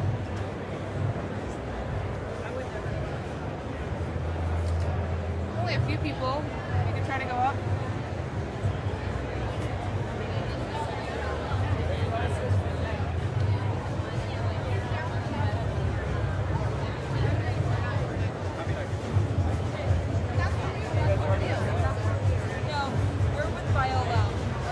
They're from San Diego.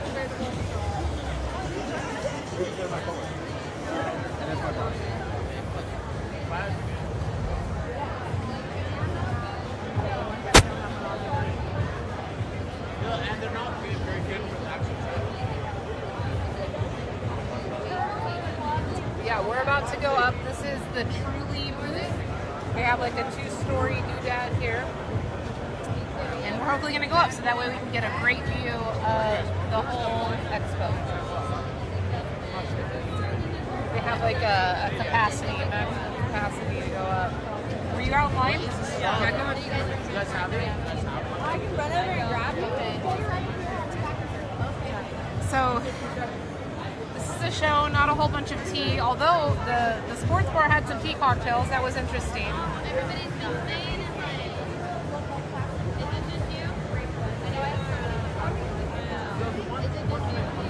Sorry, chat, I lost y'all for a second. You're right here? Yeah, 100%. I'll be like, can you do mine for the show, please? Thank you. How long did it take for them to do that? Oh, really? It's over there? Yeah. And I heard it stays over there. Yeah.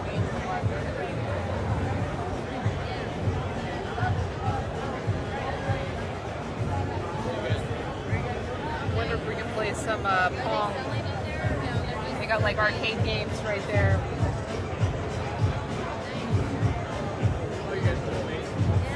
I don't know, should we try to come back? Yeah. Alright, let's go.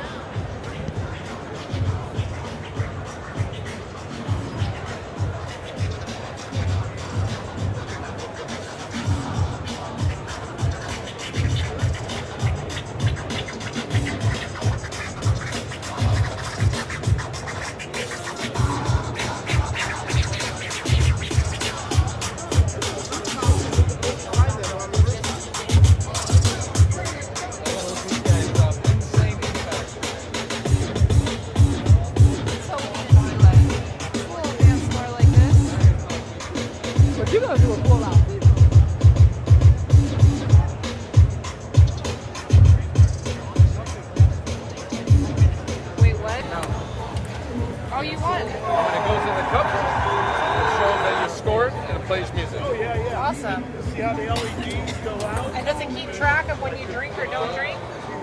So what you do is, when you have a side game, Yeah. you guys can decide how much you're going to drink based on how many cups you made. So there's 3 cups and 3 cups, so you've taken 3. But that's up to you, because in a bar you're not allowed to have beer in the cups. Okay. It's federal regulation. Okay. So you have to make your own side bets. I see. Make sense? Well, it's sanitary. Yeah. All right. Want to give it a try? All right, I'll give it a try. You got one. So it shows here, you see that? And it'll show you that you just made that cup. Oh, interesting. Cool. Now the green player would play. Yeah. So now I would throw. Now red player plays. Okay. So we'd be playing against each other. I see. Oh, that's so cool. This little.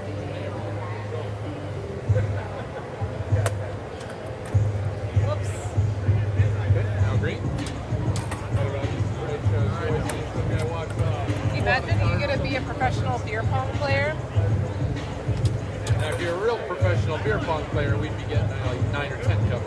Oh, really? 10 balls. I've never been good at this game. Well, we'll have to come back and play some other time. Looks like fun. Oh. And now what an amazing shot! Amazing shot. Bam just means you got it. We're live streaming, by the way. Cool. Yeah. This smash right down last. Nice. You got one. So you see where it shows what cup you made? But that's the one I got before, right? It's already there. We started a new game. Oh, Yeah, okay. we're fresh. All right, Now fresh. that you've had practice, right? Okay, yeah. Okay, yeah, practice.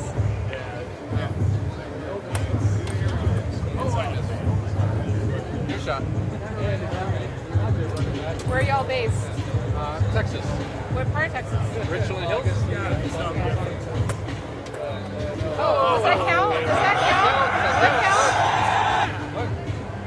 That's cheating. You're beating me. That's a trick shot. Double points. You're already beating me 2-0. All right. There we go. Yes, Don See is if I can catch up. definitely the official tea pun person. Oh, nice. The third one. That's the way it's done. I'll show you up there which cup you made. Okay, cool. It's like bowling. And now what an I amazing got 2 shot! and you got 3. Now you're coming back up.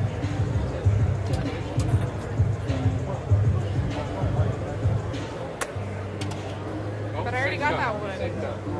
Now I have a chance to tie you.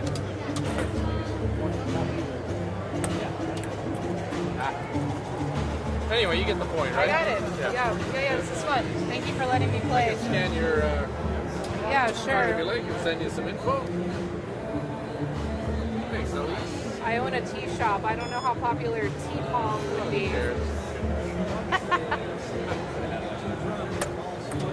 But yeah, we're just we're live streaming, trying to walk around, catch some nice. cool content, Catch what's trying to going see on. what's going Yeah. on. Cool. Yeah, this is the first year that the World Tea Expo has been co-located here. Oh, fantastic. Yeah, the back room, the back of the room. Oh, that's is right. the I tea saw that. expo. Yeah, all the different teas. Yeah. Yeah, so they're trying to. I mean, Incorporate tea into the bar because Yeah, it's you great. know after hours and all that kind of stuff, or before, yeah, or there's even only, during. You know. only so much alcohol we can drink. See, that's it. Yeah.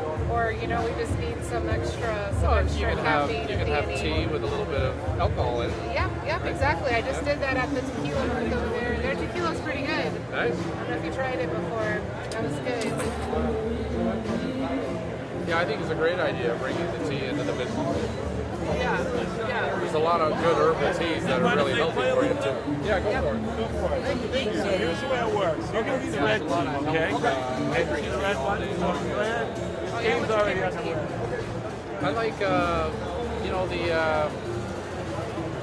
peppermint, and I mix it with some reddish flowery type of herbal tea. I mix the two together into a mix, and I'll just run it through a filter and drink that tea all day long. It's just fantastic.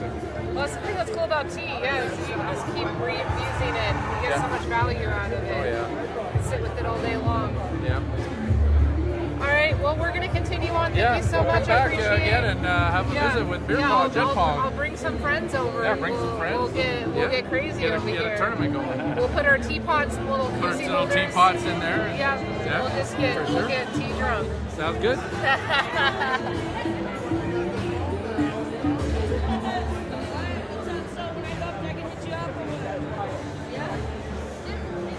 Yes, tea drunk is definitely better than drunk.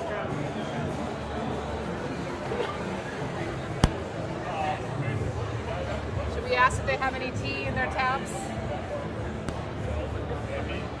What? Yeah. This is interesting. Hello. Hello.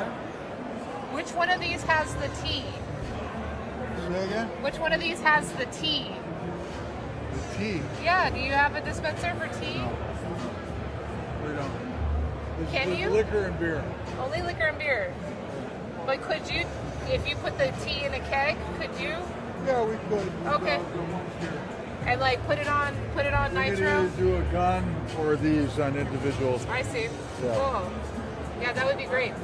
Yeah, we're from the tea side of the show. Oh, And we're okay. live streaming now, but we'd love to see what you're demoing here. What is this? Yeah, we do liquor and draft beer control equipment. We could do tea. We've done mixed cocktails all through this type of dispenser. Yeah. This would probably be a little bit more on what you need versus a gun. What do the different buttons mean? Different sizes. Oh, okay. Oh, so it's like an auto pour. Yeah, you hit the button, it'll pour a glass, mug, pitcher, a little splash for draft beer. Okay. For tea, you're not going to have foam usually. Yeah. you know. But yeah, it could pour that. You want to have somebody get in touch with you about it, or? Probably not. I have a tea room. Okay. And, I'm not doing a lot of fast service like this. We usually just use the teapot Yeah. for all of our service. Yeah. But yeah, we wanted to check this out. It's like very appealing looking, really cool looking. So everything, are even the guns like automated like that with the sizes? Portion control. Okay, portion control. Yeah, that's Not only smart. portion control, we can ring it up to a POS system. Okay. Oh, so you have a POS as well? No, it'll ring to it. Okay. So we don't supply POS. So if you hit this button, it's going to pour 12 ounces or whatever size and ring up whatever price they should be collecting for that portion. Clever. Yeah, I like it. Thank you, All right. Chuck. Thank you. Thank you so much. I appreciate it. All right. We're at tlet.tv. We're at about like hour 30 if you want to catch your video. Okay. You can use it. You can go take it and use it. All right. Yeah, Thank you. Thank you. All righty. Bye-bye. Thanks. Oh, they got a DeLorean over here.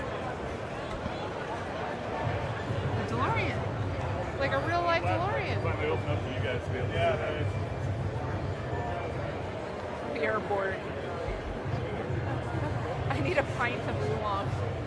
Not like that one.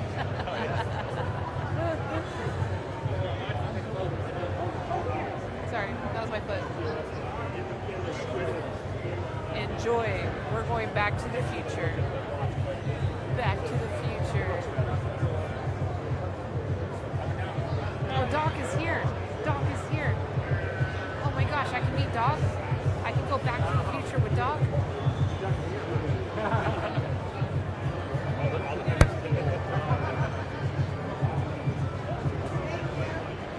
Star car. So cool. Check out the future.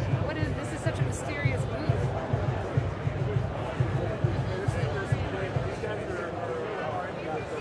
Hey Andre, thanks so much for being here.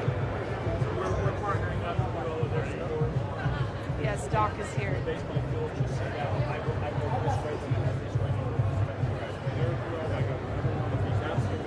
Oh, this is for the POS. This is the POS system. Good marketing. And the fun part is the guy who sold it for me,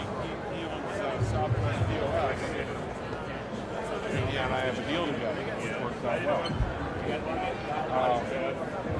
But he wants the full. He's got. Let me get you.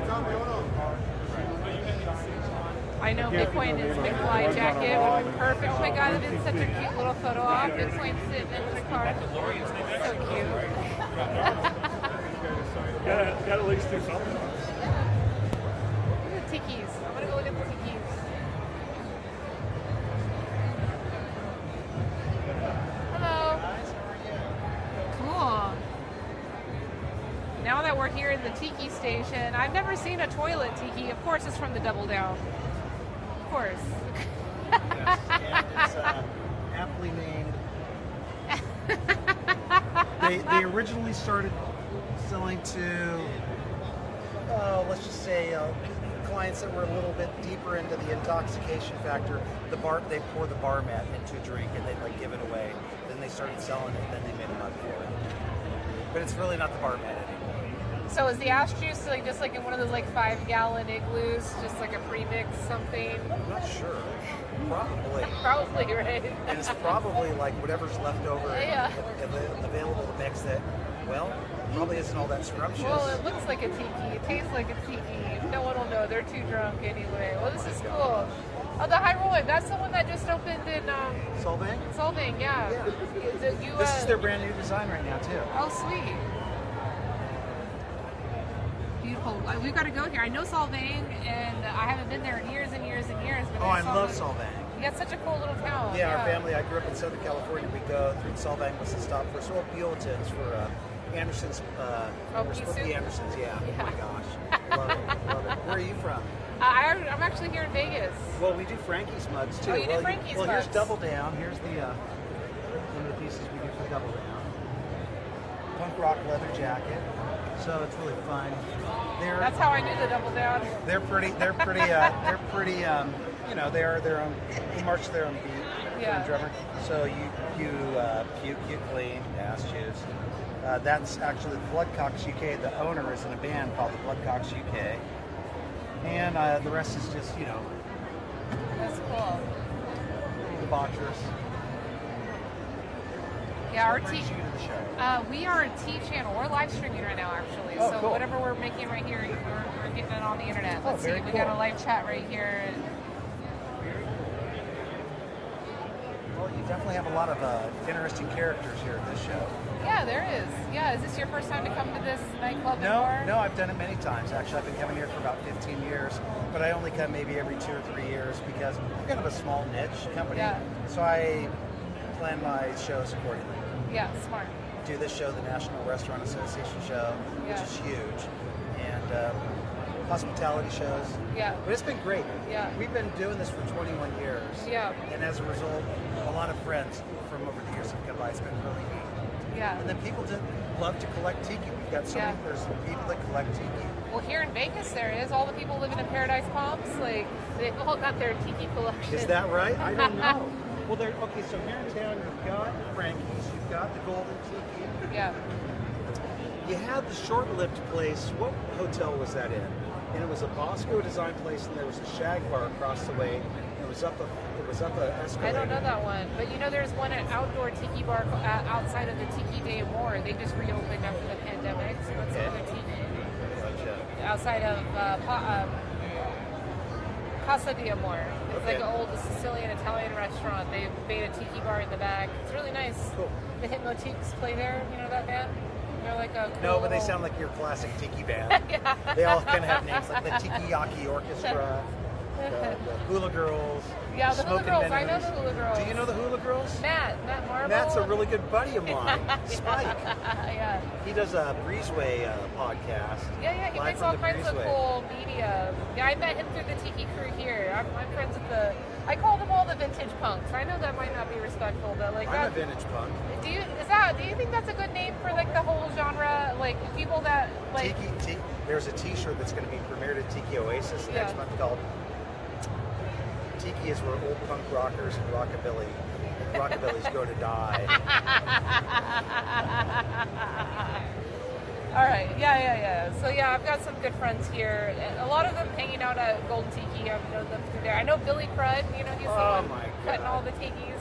I know Billy Crud. He probably has the biggest tiki collection I've seen at his house. I wouldn't surprise me. Billy's old guard. I've known Billy for years. See, but he calls himself a beatnik, right? So Billy can call himself a beatnik, sure. Yeah. But the genre is like a range, and it's kind of cool to see like this wide, It's vast a lot of old range. punk rock. It's a lot of old rockabilly. It's a lot of old kind of dapper 40 style. Western. A lot of Western. Yeah. A lot of mid-century modern. A lot of Hawaiiana. People that are into Hawaiiana. Like I grew up in Southern California, so I had an earlier business called E-Bachelor back in the late 90s. You've got mail. Dial it there. Yeah. And it was a breakaway. And Tiki was part of what I was outfitting the ultimate like bachelor pad, so I had an e-commerce site. Okay. We also had a flash animated island called Swank Island with Sammy Swank as your host, and Partiki, the Polynesian party god, was his mascot. It was like 100 stage click-through island, and it became popular. And Tiki Farm was my only manufacturing part of it, but Tiki Farm grew. Yeah. And it was fun, and I was actually making something, so I just let E-Bachelor Pad just kind of fade away into the ether. But it was popular. It was back in '98, and I've been doing this for 21 years. Have you ever met Ralphie? I don't think know so. about Ralphie's Speakeasy? What's Ralphie's? Is it? He built it out of his garage in his home. It's Where? the best Here? speakeasy in Vegas. Really? Yeah. It's like one of those invite-only type of things. But now that I've told you about it, you'll find your way there. He has there's Paradise Palms, which is a neighborhood not far from here. It's just 2 blocks from here. Okay. That the same designer that designed all the houses in Palm Springs designed that neighborhood in the 60s. Do you know Cherry Capri? No. Do you know Mary Margaret Stratton? No. That sounds familiar. Well, she's a big mid-century. I think that's where she lives. Yeah, that's where all the houses are beautiful. She used to front a band called Cherry Capri and the Thirsty Owlies. I don't know that band, but that's a good name. Right? And her husband is very much into it too. It's actually her boyfriend. We're living together. But there's a lot of people flocking here because that neighborhood was one of after the 2008 crash, it went really downhill. And so people were able to buy up these mansions that were run down for really good prices, and people are still coming. And those are special homes, right? Mid-century mod freaks from around the world are finding this neighborhood and they're moving to Vegas. How many homes are in this neighborhood? It's a big one. Yeah, look at it. Paradise Palms is just a few blocks away. You should actually just do a little drive-through. I mean, it seems that you're an enthusiast of that, would find that exciting. And a lot of the homes, the architecture is something I really do. They tracked all the celebrities that have lived there too. So there's an element of he used to live here, like this. So Ralphie got one of the homes and he completely restored the entire home like a friggin' museum, exactly to 1964. Now the home was built in 1962, but he figured that the owner of that home took 2 years to fully decorate the house. So he chose 1964. Everything is to a T, exactly from that year, color coordinated. It's like most of the stuff in his kitchen is not even functional, but it's cute. It's it feels special. So, I mean, he probably researched it down to the color palettes. Yes. Yeah. And the materials. Yes. And he converted his garage into a speakeasy, and the speakeasy is open randomly, mostly to the Paradise Palms neighborhood. It's just they walk a there. good speakeasy should be, I guess. And he's got a little stage in there, and even all the musical gear, the mics. Is he a musician? He is. He likes his style, so he's a doo-wop. He's a doo-wop. He's a doo-wop guy. Well, sure, doo-wop is kind of that's mid-century, that's old school, that's Americana. Tiki's Americana. Tiki came in the 40s, 30s actually, from a guy by the name of Raymond Ernest Gant, aka Don Beach. Then Trader Vic latched onto it in the 40s, and then really the phenomenon happened with all the GIs coming back from Hawaii in the 40s after World War II, and they wanted to recreate paradise all throughout the United States. And that's how it started. And then it proliferated, and then disco killed it. Disco killed it. Disco killed it. All of the old tiki bars, tiki went out of fashion. Disco came into fashion. The disco owners were willing to pony up because they were making probably half their money on cocaine trade, in disco era. And then that killed tiki. And tiki started coming back in the mid-90s just because it's a mid-century enthusiastic movement. But what really has driven it these last 10, 15 years is craft cocktails. Yep. And tiki mugs, craft cocktails steers tiki.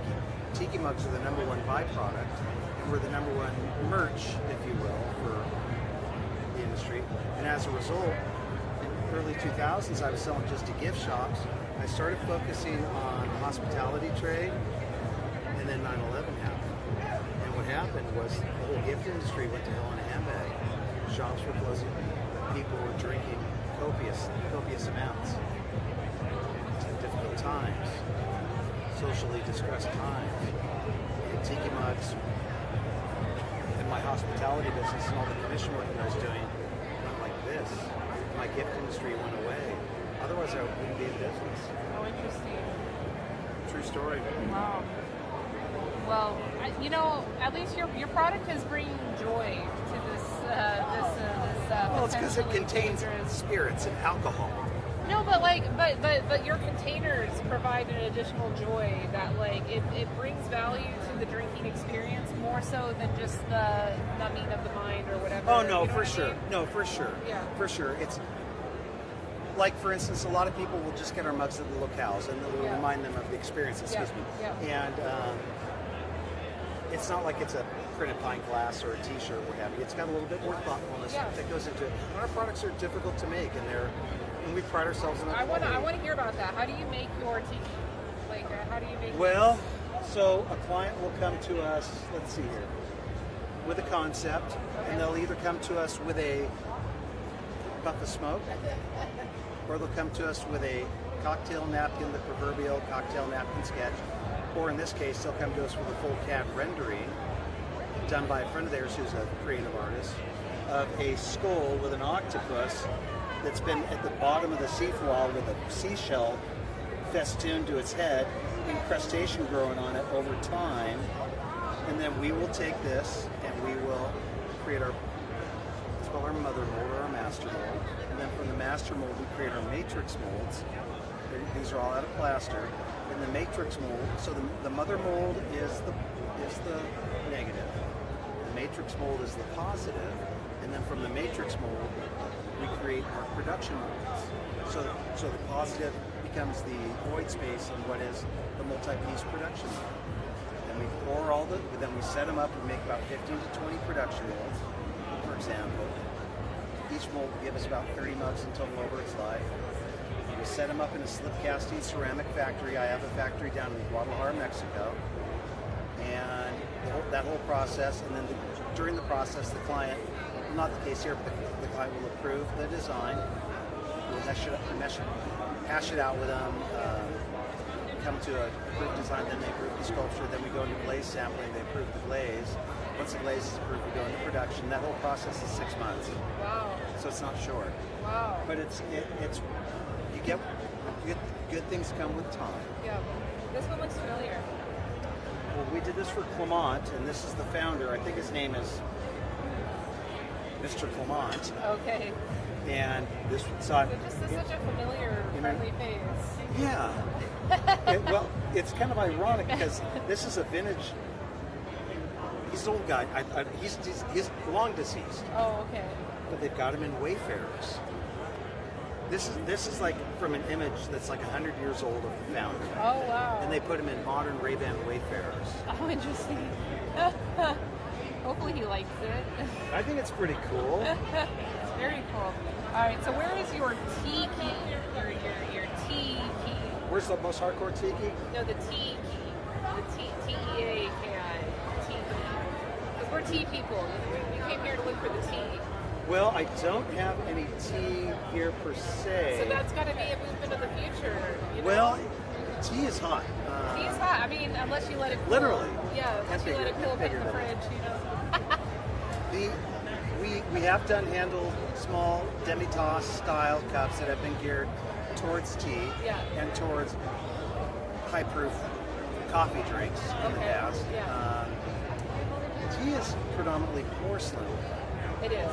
This is stoneware. Oh, interesting. Stoneware is your thick, girthy. But it's got like a glaze all over it, right? Well, sure. Yeah. Oh, it's fully safe. Yeah. Tea, for me, in my opinion, not being a professional, but actually loving a really good Korean red tea. Oh, what? That's a good tea. It's a unique, like, kind of obscure tea that you came across there. Yeah. Korean red tea. Yeah. Do you know why I came across it? Why? Because Korean red tea has properties to it that I've been trying to get myself in better shape for the last 6 months or so, and it's been working. Hey. Korean red tea helps in curbing your appetite. I don't know if you knew that or not, but it is proven to help, and it does work for me. All tea does that. Okay. So yeah, you should try out. You can go to a tea shop. Come to my tea room. Actually, you know what? I'm going to invite you to a tea party that's happening tonight and tomorrow night at my tea room, just about a mile down the street. The address is there. What a great invite. Yeah. Well, this is my business card. What a great invite. It's the ceremonial grade matcha. Man, I have factories. I still do, but not to the same extent in Japan, and or China, and I've been into some pretty wild, crazy, amazing tea stores. Yeah. Whereas the prices per kilo on these teas has been like a month's salary. Yeah, come to my tea room. I'll show you those teas. But I want to show So you. would you put this into a diffuser? No, so this is powder. This is a powder. It's a powder, so it's 50 grams and about 2 grams per serving. So you're going to get about 25 servings out of this. You can just pour the 2 grams into the water bottle and just shake it up. Wonderful. But the whole powder dissolves into the water. And it turns into a green tea. Being a coffee enthusiast, and then being exposed for extended periods of time of travel in China. Japan's on my bucket list. So I've had some pretty heavy tea consuming periods. And when you're introduced to a new business in China, you'll have a tea ceremony. That's how you build empathy with each other. That is correct. The L-theanine that's in it. So that's why, tea deserves to be in everything, at the bar, and the tiki drinks, and everywhere. What I loved about tea, one of the things I love about tea, and I do love the taste, is the effect that it has is more like a gradual climb versus like being hit over the head with a caffeine baseball bat. Hell yeah. You should be talking on the tea stage over there. We need that. No, but it's true. It's so true. It is so true. And it's like when the tea situation comes about, depending upon the tea that you're drinking, it's a very great energy. Yeah. Mindful. Mindful. It is absolutely a mindful beverage. See, I don't drink spirits. You don't, but Yet you make tiki. Go figure. So, I do love my beverages that enhance mindfulness or health related, or are just good for you. I have a NutriBullet, is that what it is? The little blender thing? NutriBullet? Yeah, NutriBullet. Yeah, it's a bullet, yeah. Love it. Yeah, you can make the matcha in that. Put the matcha in the water. You can even make like a green smoothie. And you can Now, put this is different than the MACHA matcha. Yeah, this is the ceremonial. This is like the... Do you know what I'm talking about? That has It's the a oil. It's like it's a supplement, and it's almost like a malt kind of flavor to it. Okay, no, this And is not it's a help. It's a from a plant. Matcha and yeah, right? matcha and chia are your two. It might be MATCHA. Yeah, it That's what's probably kind of is, throwing me but off. This is just matcha only. Matcha only. What color is this? It's green. It's green. It looks like cocaine, but it's green. Yeah, it feels like cocaine. Very fine powder. It's very Stone ground. It's like traditional stone ground. The stone grinder that they use, which we have at our party. You can see the stone grinder and do it yourself. Are you a tea guy too? With my brother, we work together. Oh my gosh. Yeah, we work Oh my together. gosh. Yeah. That's wonderful. Right? So far, our audience are saying you're the winner so far on the Expo. So far, They said that you're the best vendor yet. You're the best interviewer. They like Oh, you. right on. They're liking you. It's hard not to like tiki. Yeah, right? That's why I was like... It's about escapism. You're right next to the freaking DeLorean, but I'm like, oh, the tiki's over here. Oh, it's so funny. So the license plate says BTT F dot. When I stood over, WTF dot. That's good. That's a good one, though. That's clever. So you've been doing this all day. We've been doing this all day, yeah. So usually we would have a booth because we're actually a supplier. We're a tea supplier. We Okay. import tea from farmers and we supply tea. Oh, that's But so cool. It is cool. It's very cool. I'm grateful for our work. What a great job. Yeah, I'm grateful. I'm grateful for our work. But you know, like we figured that like our time and our value would be much more better invested if we did this. So I've been building a live stream channel over the Okay. past year, and This is really giving back too. yeah, it is. And informing and advocating. Yeah.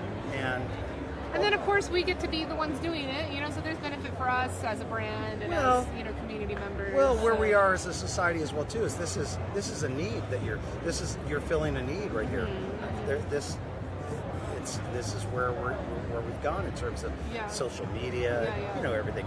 Yeah, and there's at least a couple of hundred extra people that would have wanted to come here but couldn't come here, but Oh, wow. through this camera have been able to come. Sure. You know? Well, how fortunate we are to be here, especially after everything we've been through. Yeah. I am so grateful to be here and just to be out and about. Yeah. And have social interaction.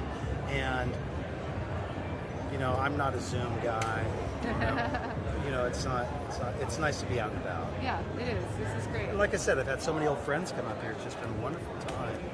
Well, I hope you decide to come to our party. It's tonight and tomorrow night, so you have both nights. The address is here again, and you can invite whoever you want. So if you've got a little posse I have a with little you- bit of juggling that I'd have to do to make Okay. it, but I am seriously going to see what I Yeah, can do. please come because we also have something that may be of interest to you. This is What's like that? a fire liquidation sale that's going on. Oh, look at how beautiful. Yeah. I do collect ceramic. Okay, so come and see this. This is very special stuff. I call them antiques. Where's it made? Where's that made? This was made in Malaysia It looks like and then German. sent to France and glazed and Or fired France. in France. Okay, or yeah. France. Okay. But this is all hand painted gold and platinum. I've got similar stuff that I collect, vintage Disney that was made in Germany that I collect. It's very So what we're thinking about, these are all like samples. It's a sample sale. Like my friend's business went out of business, so we're just trying to move his stuff. Got it. But it's like it's one-off pieces, and so we figure people will come and just like find one or two pieces they connect with, and I like, love add my to one-off their- ceramics Funkadelic collection. Yeah, dude, they got some that are just like sparkly as fuck. They like got all these like firework-looking designs on them, like gorgeous things. That's art. I mean, that's all art. That's collectible It's art. Oh, It's also art. tiki mugs are functional collectible art as well too. Yeah. So that's why I gave up part of my old career in the scientific industry. My family thought I was crazy. I was doing very well. Yeah. To make tiki mugs. Yeah. It's been quite a ride. Tiki mixers are really something else. Oh yeah. No tiki. Well, the tiki lifestyle is something really special. I wish that like Golden Tiki, like I would invite my friends to go there, but it's Yeah. a madhouse right now. Like so crowded. Oh, I bet. Which is great for them. It's great for their Good. business. Yeah. But it's hard. Yeah, for... he's bugging me right now to make all these new designs. Oh, you make their mugs too? I do. Oh, great. Awesome. Cool. Of course I do. Do you make the mugs for 3 dots and a dash? Of course I do. Okay, I have those. I have some of your mugs. Do you have the sea urchin? You I look like don't. a, oh, I don't have I that can see you holding the sea urchin. Oh. Which ones do you have? Do you have the coconut? Do you have the pineapple? Do you have the skull one? I have the skull one. My gosh. Okay, now. Yeah, I have Okay. the skull one. Okay. Yeah. Now I get a better read. I'm like, sea urchin, like skull wall. Sea urchins, those are nasty buggers. They are. They are. It's a beautiful mug, and it's not nasty. Well, yeah, I have like a trauma response. So you've been to three dots. I've been to 3 dots, you know, and I learned a lot about tiki culture going to 3 dots because Sure. prior to that, Golden Tiki was really my only real experience, and they claim to be the original. They as far as to like take tiki in that direction, and then I went to 3 dots, and I'm like, I think that this has been a trend. This has been a trend. I have to be careful what I say here. Of course, yeah. No, you're They're both my clients. You're on camera. But no, it's a great trend. It's a great trend for a good reason. So we're going to see more of it. But I want to see more tea in the tiki cocktail. So our friend Adam. I'm a guy to make that happen. Well, come to our party. We can make it happen. I'll bring my mugs from the. I am predisposed. I can't Okay. make it, but I am so grateful for this. And trust me, it's going to be the first thing that's going to hit my lips when I go back to my hotel room. Oh, good. Yeah. Well, it's got caffeine and L-theanine in it. Yes! Yes. Better than cocaine. I own my own. Yeah. I did that a few times in the past. I'm a pretty hyper guy. Cocaine was not a good thing. It's like, can you shut up so I can talk now? God. Yeah. Nasty. Good. Yeah, that's good. Healthy stuff. Holden, it's been a Alright, pleasure. my At pleasure. least. You guys Yeah, have next a time great you show. come to Vegas, hit me up. Okay. You got my contact on my business card there. This is very thoughtful of you. Thank you so much. Would you like a mug? Hell yeah. Okay. So, I have to be very careful. I'm only giving a few away at the show. Okay. Do you have any in particular that you like that you would like to take I with you? mean, the little cute frog there really called out. The frog is yours. Oh, Excuse me. I've been vaccinated. This was done for a restaurant here. I have even Petoskey, Michigan, and called the Side Door Saloon, and I've made over 5,000 mugs. I love my clients. I love my product. Side Door Saloon, Petoskey, Michigan. They won an award for the best burger in the United States by whatever, probably one of 100 people that awarded them an award because they have olives in their mayonnaise. Notice the olives in the mayonnaise. It's kind of hard to make interesting. out. Yeah. There's an olive in the mayonnaise. Oh, interesting. Okay. The Side Door Saloon, Petoskey, Michigan. Yep. Okay. And this was from 2008, 13 years ago. Oh, wow. I Whoa. remember every mug I've ever made. I just want to find a box that's going to work. Oh, for wow. me. That's special. Thank you, Holden.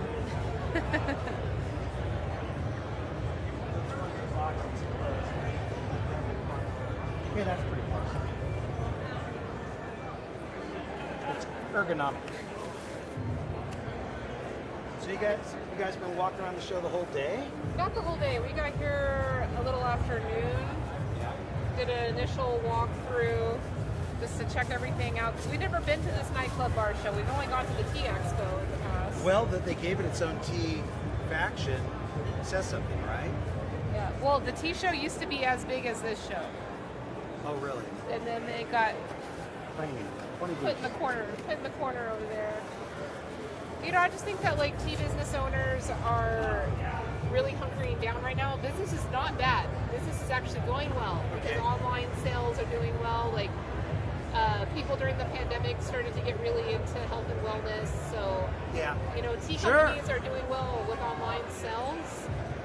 Restaurant sales are questionable, and coming to the World Tea Expo, that's a big part of it, is like connecting with potential restaurant chains, hotel groups. I see it as an upward trend. Yeah, it's a not trend. a trend. I don't see it as an upward trend. I see it as an upward movement Yeah. with legs and traction. Yeah. No, we're optimistic. Our business has done okay throughout this pandemic. Thank you so much, Holden. Thank you. I'm gonna send you. So what I think I'm gonna do is I'm gonna like cut everybody's videos, and then I'll send it to you. Okay. Yeah. So that way you have a little video. You may think something's funny. You can make a TikTok out of it. I don't know if you're on TikTok, but I don't even know what it is. I've heard about it. you could be the Tiki King of TikTok. Woo! All right, you guys, it's been a pleasure. It's been a pleasure. Thank Take you care. so much. Elliot. Okay.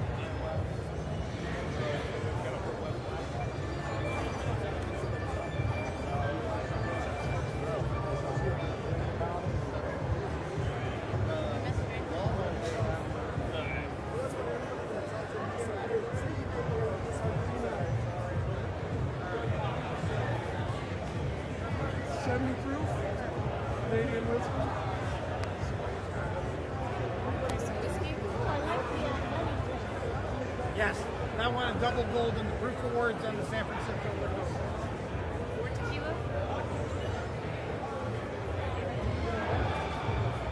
Hello. Good. How are you? I'm live streaming right now. Are you comfortable with that? Sure. Cool. Do you want to give us a pitch? I'll put my jacket on.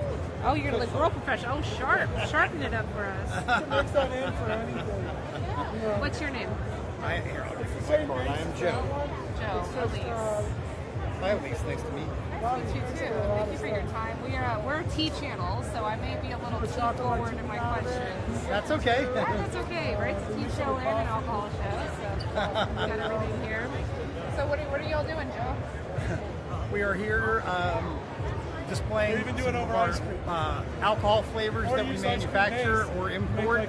We have about 1,500 brands that we work with, so we brought 7 of them here for people to taste of all different types and varieties. So you said alcohol flavors. Yes, we have a pecan praline whiskey that's 70 proof, an apple whiskey. Then we have a pecan praline cream that's a cream whiskey. It's 34 proof. Then we brought a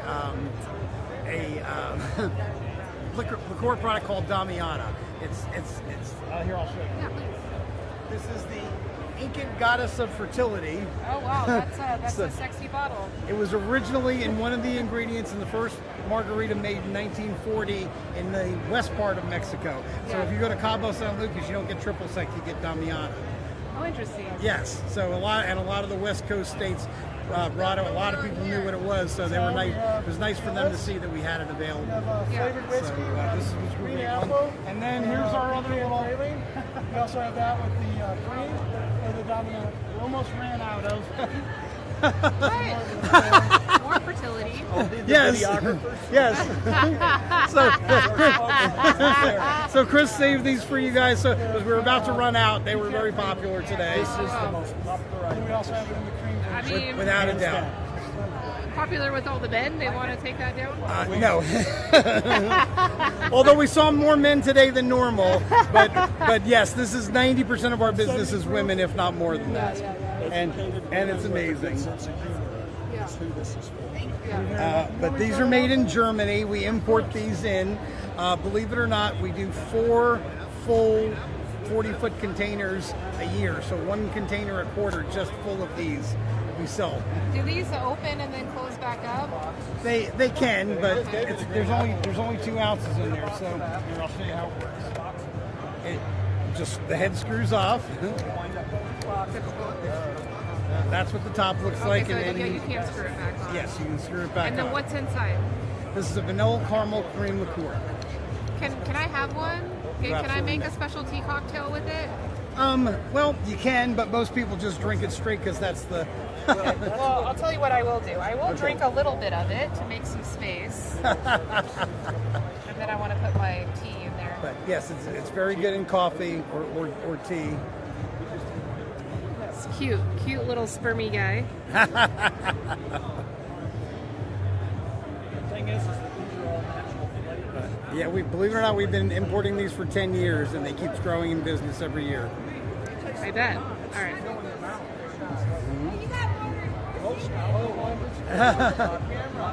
But Yeah. just for the camera. We saved one for the camera. We want one. Where do you even make this? These are made in Germany. Made in Germany. Yes. We love these. They're so yummy. They're pretty Can you yummy. to give us one? You can't take them out. I can only taste people on them. So. Did you taste this one more? All right. You Once liked we it. get done, I'll let you have a little At bit. first I was like icky by it, and then I drank it, and it was yummy. All right. So I got some matcha. We're pretty matcha. Matcha, nice. I love it. Part of the World Tea Expo? Yes. She's a special. You're special. Yeah. What do you do with the expo? We have a Beyond Microgreens tea company with vegetables at their peak value of nutrients, and we put it in tea. It's pretty epic. Matcha. You've been looking for that. Tea lately. What exactly are they? These are vanilla caramel liqueur. Yes. Rachel. They're cool. It's a novelty for bachelorette parties and bridal showers and things like that. Matcha was the #1 tea. You're so cute. That's awesome. Is this short order again? A green tea Krugi, that's pretty amazing. Drinking green tea, man. Wow. And you're here to get the views. Yeah. You know how to get them. Wow. Yeah. Well, we're live streaming right now onto the internet, Twitch and Facebook. Someone wants your awards in the Really? I think it's extra fertile this way. There you go. That's right. Yeah, exactly. Green apple flavor, and then the pecan. Yeah, I think it The works. flavor that It works. There you go. See, we're trying to make matcha cocktails everywhere. Hey, matcha cocktails with a Krugi. That's pretty cool. Yeah, well, we don't just do matcha. We do What's your most popular drink? a matcha. What's number 2? Maybe like Assam black tea Yeah, good for iced tea and just blends. All right, so let's try this matcha concoction here.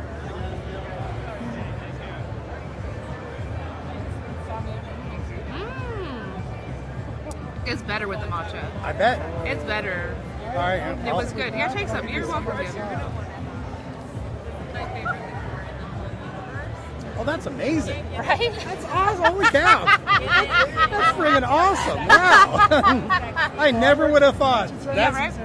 You know, it even adds to the texture, adds to the creaminess. You know what? You know what that reminds me of? What? Did you ever watch Top Chef? It's a television show. It's a competition.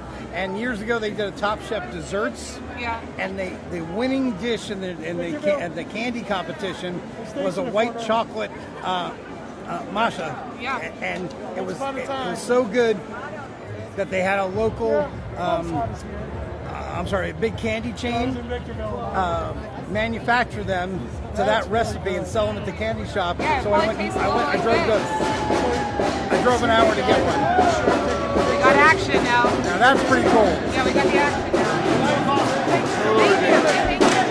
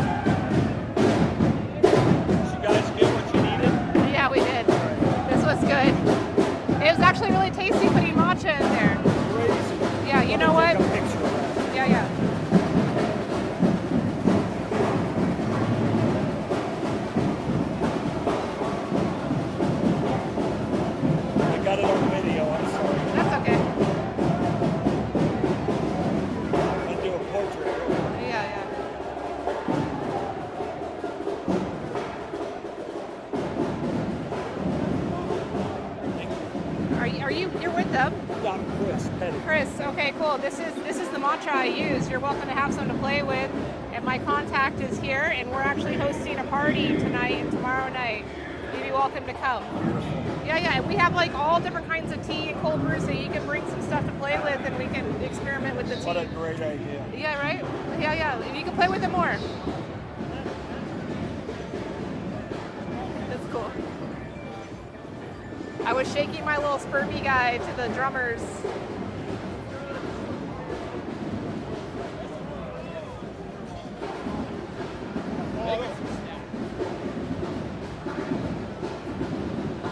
They're gonna go disturb all the tea people. But I'm sure Jeremy's excited. I think those are the Golden Knights, the drummers, yeah. Cool.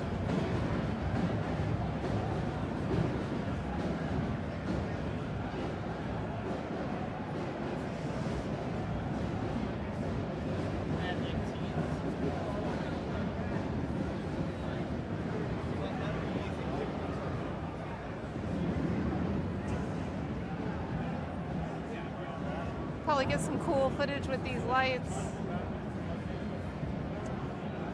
That's like the tree at Area 15. Oh, hell yeah. The tea room in Oregon, Cup of Tea in Clackamas, outside of Portland, has a tree like this.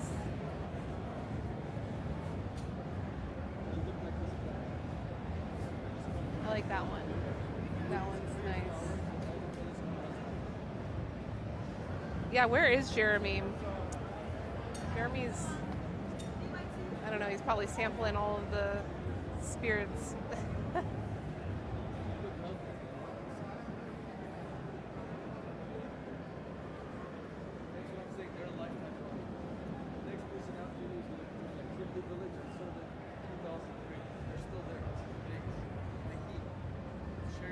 The lights are pink. We didn't have RGBs back then.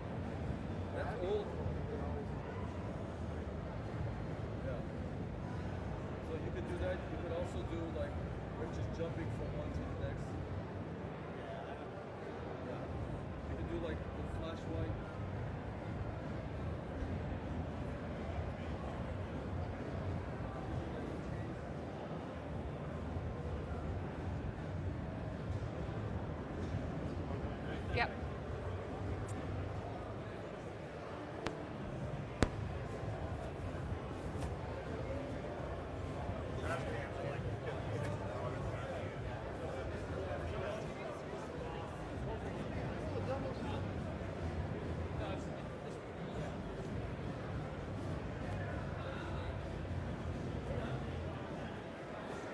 Jeremy could find his tower over here. Beer tubes. Yeah, right? He loved that tower. And the one with the disco ball on top of it, I gotta ask them how much that one costs. You imagine that filled with some cold brew? Oh my god, that'd be so cool.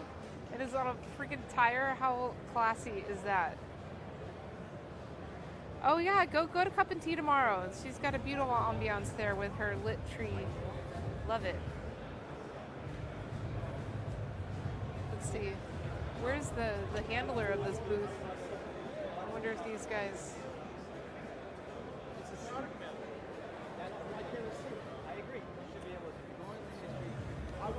Hi. And I want to see the last time. This people, they're gone, or you haven't seen them? I'm not sure. You know, I'm sorry. I'm sorry I bothered you for that silly question, but I'm like really curious about that one tower with the disco ball on top. But Those are super awesome. I mean, they're funny, but they're awesome. I want to like fill it with some cold brew tea. You know what else is awesome? Look at this one. Look at this packaging. Isn't that funny? Isn't that a little funny?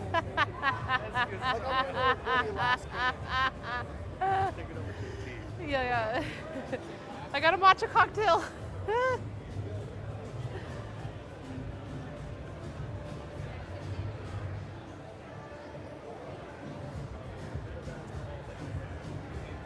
Well, they got the mist systems over here. It's where you come cool down.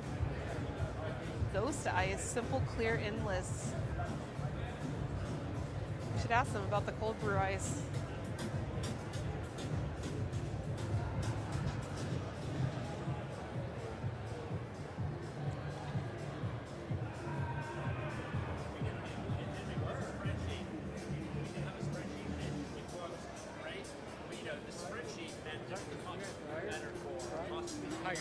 Hired? I know you're a videographer, not.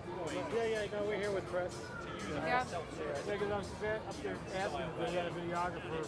I had one signed up. They all of a sudden just bailed on it. Yeah. Do you want us to do an interview with you right now? Not an interview. I wanted to take HD of my products, of LED lights, and they were the idea here. For $400, they're going to put together, well, let's go do it right now. We'll do it real fast. We'll show you how fast we can do it. Let's go do it. You can make a light show for us, and we'll make a video for you. We got it. It's a win-win. I just need some video. Yeah. We'll give it to you. It's a win-win. But you better show us some good lights, and the more tea, the better.